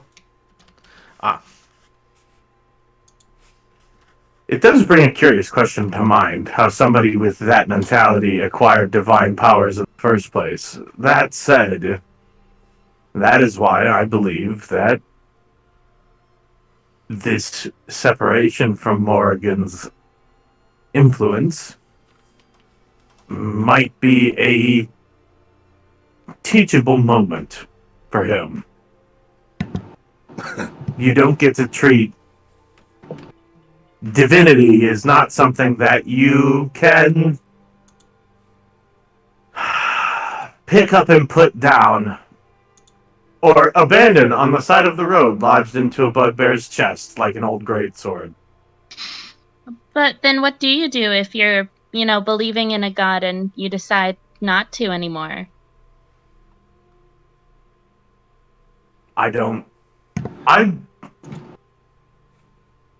That is a question I am not prepared to answer.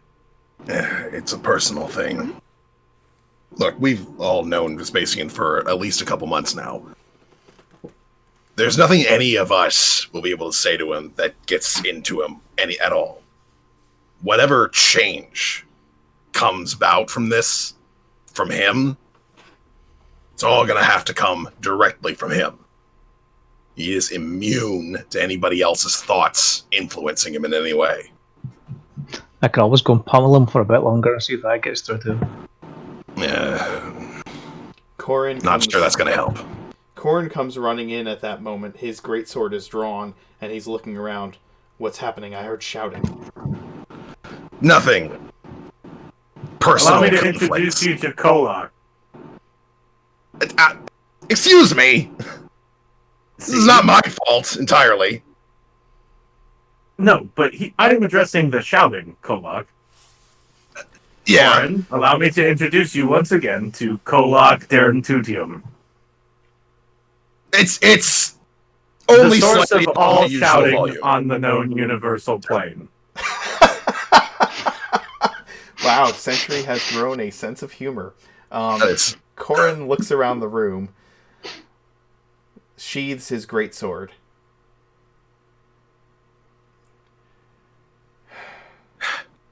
I just wanted to make sure everyone was all right. We're okay, thank you, Mr. Corin. He looks down at Reyna, like, rolled up on the floor with Nethi holding her hand.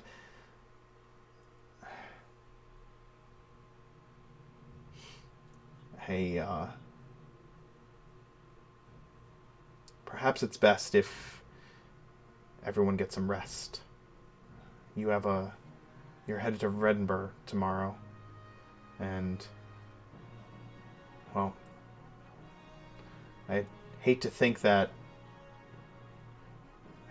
you weren't ready for whatever it is you're going to face.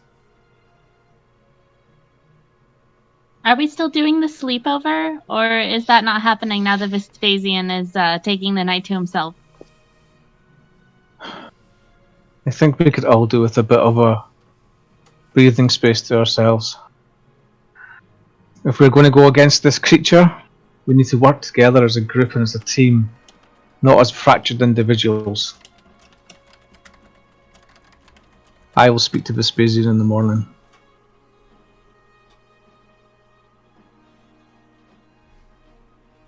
Kolak, do we have a method of transportation at the moment? I brought Daedalus back with me, but... Unfortunately, we kind of left the cart behind. It got broke. I understand. I will see if I can rustle up another cart. My sled is still here. Yes, but... Is it ever going We're gonna need... Look, Alice, we're gonna end up needing another cart for your barrels. Is it ever going to snow again? Does it snow here? Maybe after we take care of them up board. Okay. It's been so long since I've seen the snow. It's summer, Chalice. I don't... It doesn't make... Why isn't there snow in the summer? Snow happens in the winter. That's the opposite season. What percentage of the year is that? 25? Oh no. Oh, this is a dreadful place. Marek will just look at Talus and using thaumaturgy, just create a little bit of snow falling round them. He is so happy. Grim the puppy is just running in circles, just barking excitedly at the snow. Corin will walk up to Kolak and look over his shoulder at the doors of the Hall of Morgan that are still open. Look back. I heard some of what you were shouting. It kind of took me a second to process what it was, because my first instinct was to rush in here and make sure no one was getting killed. But I heard a little bit.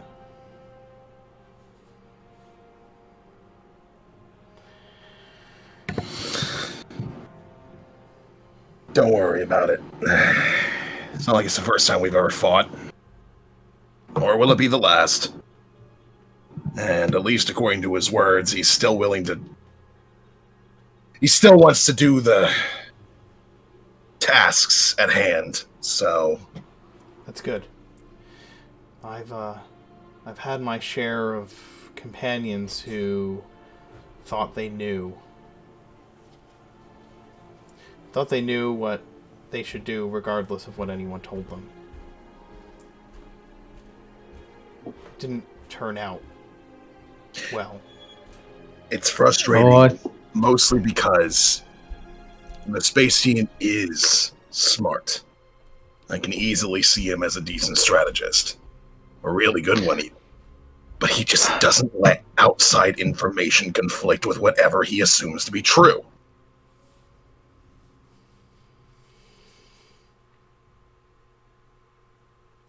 He doesn't learn. He looks back over his shoulder. As long as he doesn't release the Mummy Lord onto the rest of the world, we should be okay. Wait, that was a possibility? I just know I've seen something that stupid happen because of someone's arrogance before. Yeah, who would do that? Okay, we've just doomed Orden again. I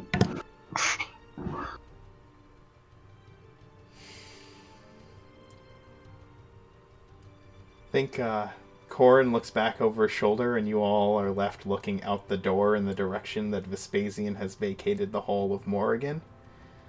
And I think we'll end this afternoon's session on that note. You guys get a long rest. We'll pick up the morning after next week.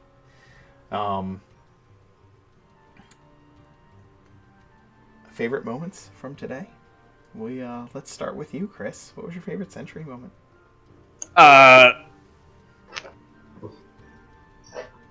Finally getting a zinger on Kolok. It's been a while. Hello, this is Kolok, the source of all shouting in the known multiverse. I loved when Sentry got his apron out once more. It's been a long time since we've had the chef around. It was so nice seeing him again, him and his cooking. I don't even have a favorite moment. I'm just so happy. It's all the moments are my favorite moment. Aw, thanks. My favorite moment was absolutely, so that's what that looks like. Somebody said, Vespasian, you once again did something without consulting anyone. I was just like, oh, so that's what that looked. Yeah, it was brilliant. Extremely good. I like how many more eyes he has, honestly. I like how he's just gotten so many extra eyes. The prime inefficiency of Century 1.0 was a distinct lack of eyes. Looking around for cues is my favorite part. Sentry was like looking at everyone else to figure out how to react. Like, is this the new normal? Like, I've gotten yelled at for doing stuff stupidly in the past in social situations, so I'm just going to take a look at everybody else and just follow their lead. I like that the Nexus, the piece of the Nexus has given Sentry like this this newfound ability to kind of take in the situation a little more. I feel like it is not just a matter of like, oh, Sentry learned his lesson. I think that the next piece of the Nexus also makes Sentry more socially aware. He's old but feels like new, and that's a big part of having fun with him right now.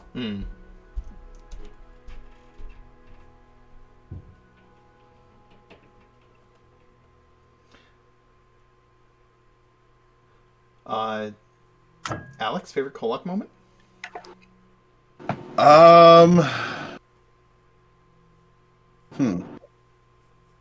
I guess it's got to be the argument with Vespasian. I love whenever I get to be fucking intense as Kolok, because that's just his natural. It's his natural way of being, and so giving that opportunity to really cut loose on yelling is fun.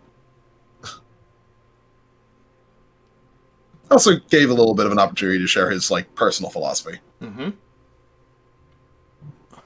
It was little, but I really appreciated right after we teleported into Ridgefort when Kolok just got very defensive and he was like, no, I'm very cushy.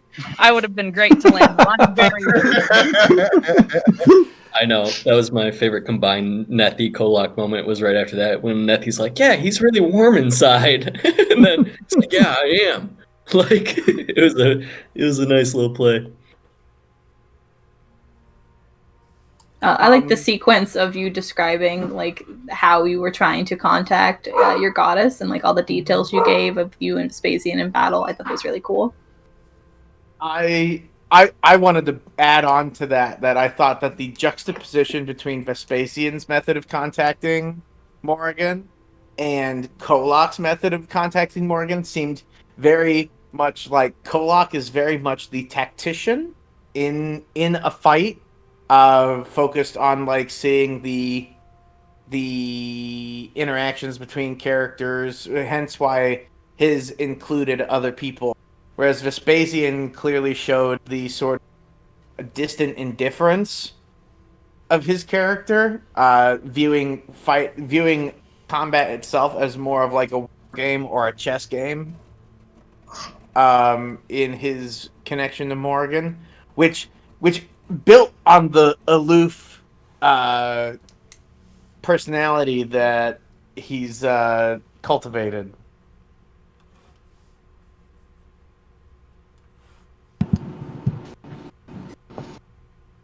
So, yeah, I like the fact that between the two,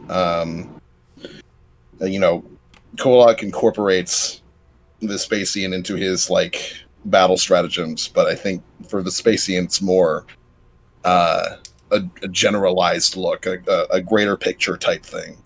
Instead, he doesn't really like consider any one individual when it comes to his planning. It's always what his goals are and how to best accomplish those, as opposed to the people that would be involved in the planning process.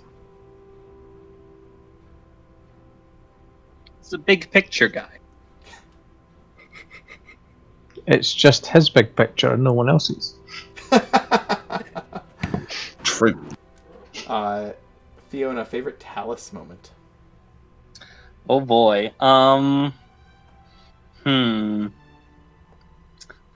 I liked just looting the tower and having Vespasian read him book titles to determine whether or not they're worthwhile to carry with him. Talus is just always like, oh, this will surely be the key to my great discovery and will lead me directly to my plans. And then he just ends up with a bunch of books on vaguely related subjects. Yeah. And it's a good time. I have to say the comeback to me about the sort of spirit guardians and the fact they wouldn't count towards your number of skeletons, so you wouldn't have to give up the staff. Oh, yeah, God, that was funny. That loophole that like Talus was like, okay, I've accepted that I'm not gonna raise any more skeletons, but technically I didn't raise these. They're just my buddies. They're just like chill. Oh, that was funny. I also liked how upset he was when he found out that winter was only one season. This place is terrible. Oh, my favorite Talus moment was when he decided they were talking about trying to get the eagle feather or the angel feathers, and he was like started holding the staff a little closer and a little tighter. They're not getting my staff. I have negotiated 7 skeletons for these staff. I love it.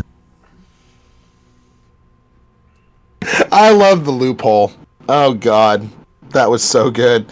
I am not creating more undead. I am inviting more undead, so you can't take my staff. It's good stuff.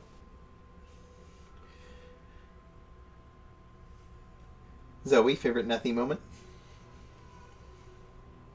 Probably just getting to interact with Century again and getting to tell him, getting Century to see Nethy as Nethy instead of Lucy. And her just very haphazardly and very quickly explaining everything that happened, and him just being like, okay.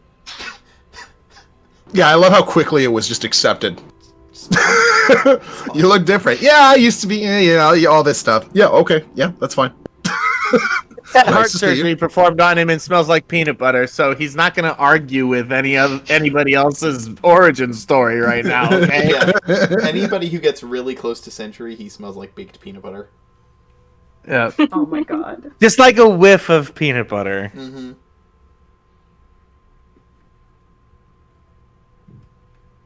Grim is just constantly trying to get in there to find the hidden peanut butter. Yeah. Sentry's gonna wake up from Sentry's rest, and Grim is like sitting in his lap, like sniffing at his chest plate. Like, I know it's in here.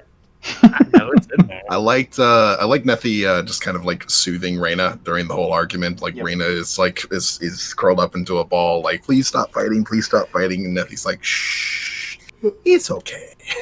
The boys are fighting. It's fine. Dads, the shipping was. Oh my god. I don't know what you're talking about. Nethi. Even at the beginning when Nethi was please take this and burn that as violently as possible. Mm-hmm. I enjoyed Nethi like misjudging her spatial awareness and bumping into Sentry every time she tried to hug him. That was my favorite.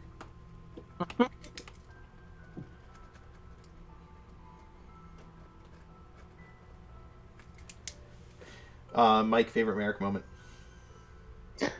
I've been really quiet this week, but one as usual, Mark's trying to be the sensible head in everybody. But I do like any of the interactions I have with Talus, even from picking him up when he fell through because Mark kind of sees that Talus could be turned from the dark side if we could just work on him a bit more.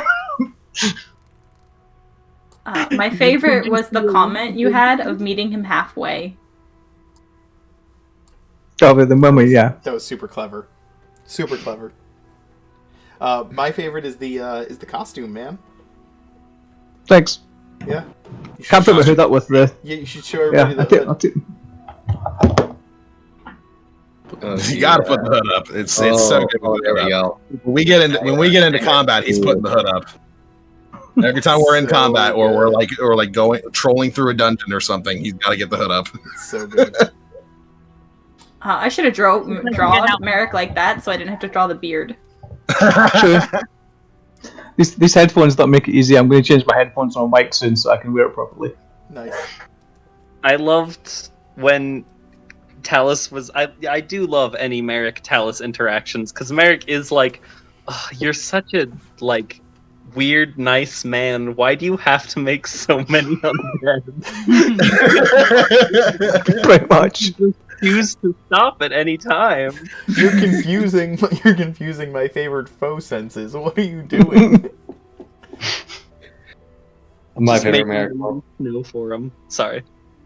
Oh, I was gonna say my favorite Merrick moment was at the beginning when we were trying to figure out a way to activate the teleportation circle, and we're like, just shoot it with some stuff, and he's like, but we could just go look at the stuff, and we're like, just shoot it with some stuff, and then he's like, all right, I'm just gonna go. I'm gonna go look for some stuff. Like, I'll do it by myself. In the same vein, I love that Talus always is just like, well, I've never done this before, so I might as well try it. Like, just like trying to cast spells he has no business casting.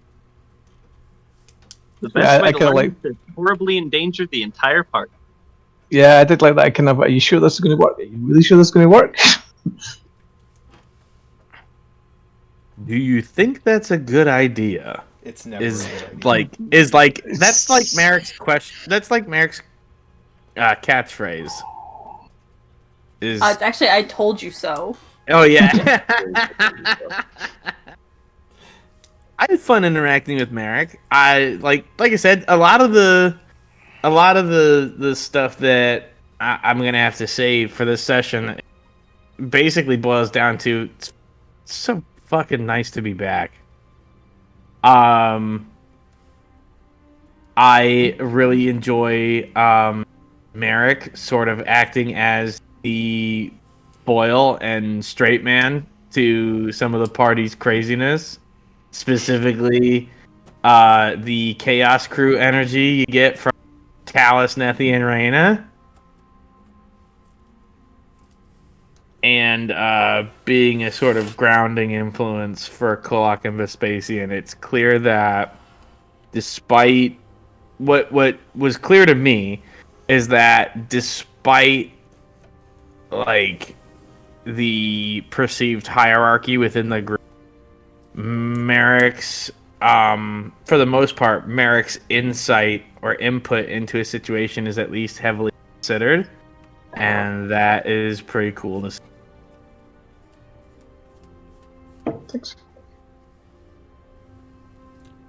Emmy, favorite Reyna moment?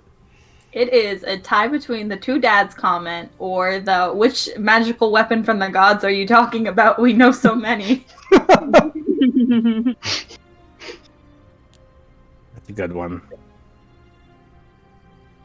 I really liked getting to see Reyna's dog and Century's owl play with each other.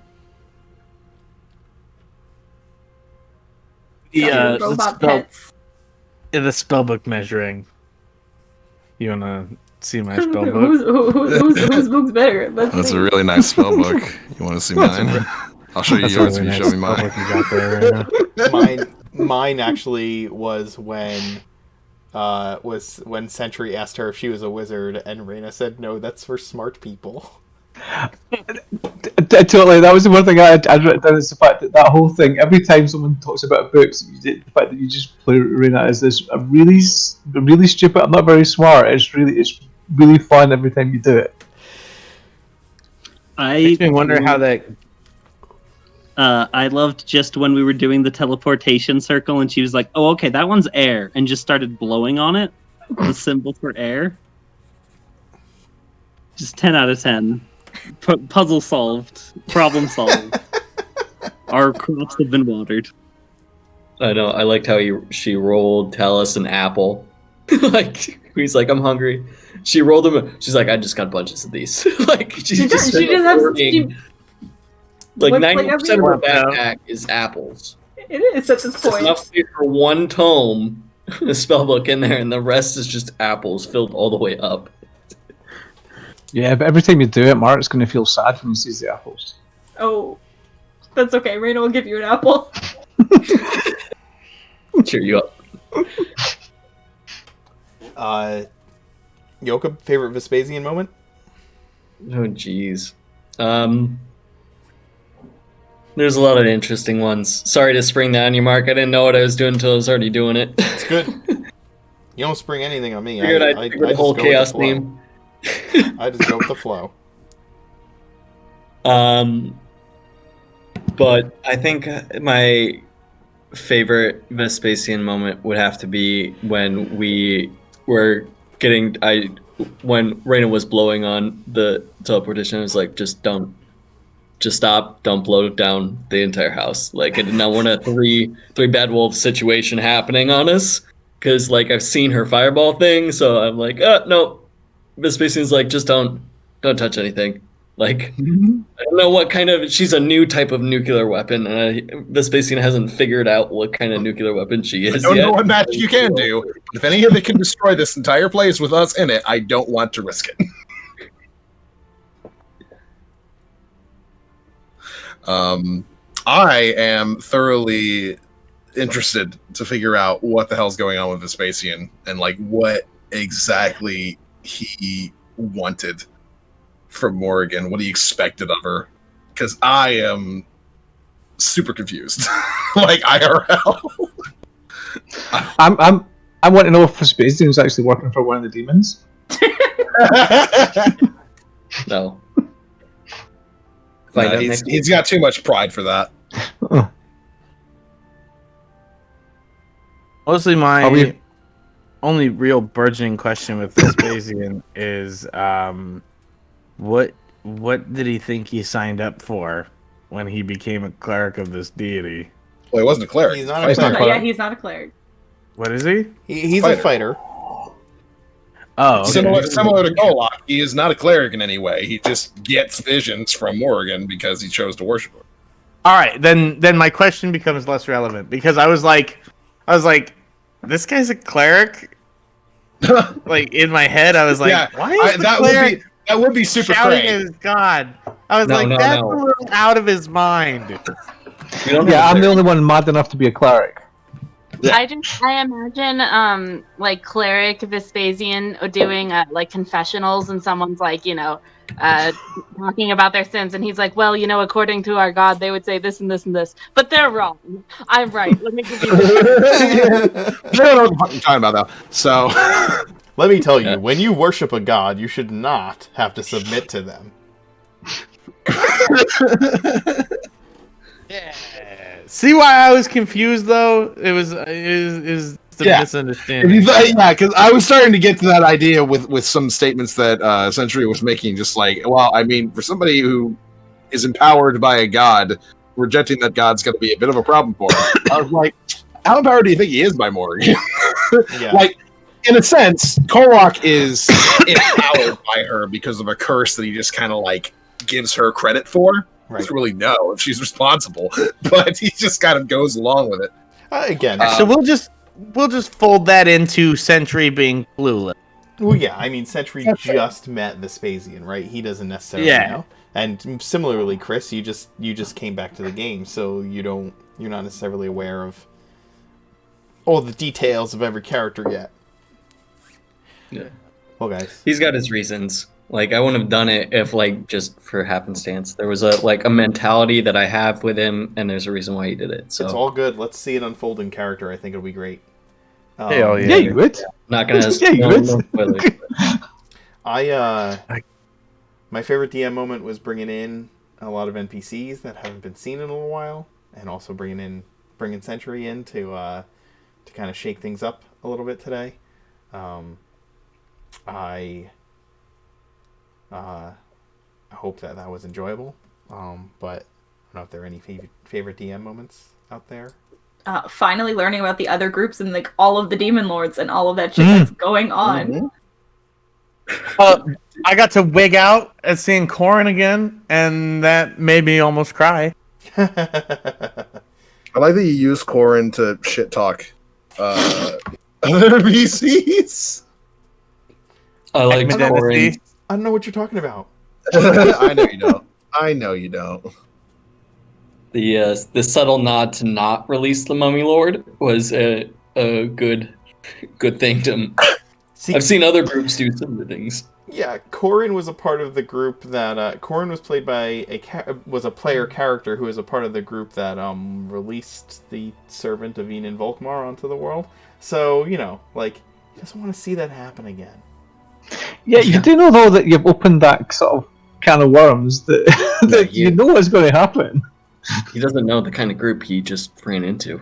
I don't think any of us at this point, now that I don't have a voice in my head telling me to do it, and I think Talus wants to defeat the evil mummy because, he is the superior necromancer. I think we're safe.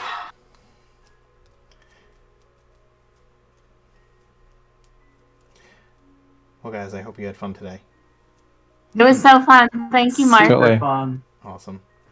We'll see y'all later. I have to get ready for my PM game. We will be back with the Dance Macabre at 7 p.m. Eastern. Thanks for hanging out and watching. For those of you who played, thank you for playing. And we'll be back next week. Mark, one thing. Oh, yeah. One thing. Next week, remember, we are an hour earlier. We are. That's right. Next week, we start at noon Eastern instead of 1 p.m. Eastern. So we will see you then, noon Eastern, next week, next Wednesday. Thank you for hanging out with us. We'll see you next time. Bye. Bye. Bye. Bye.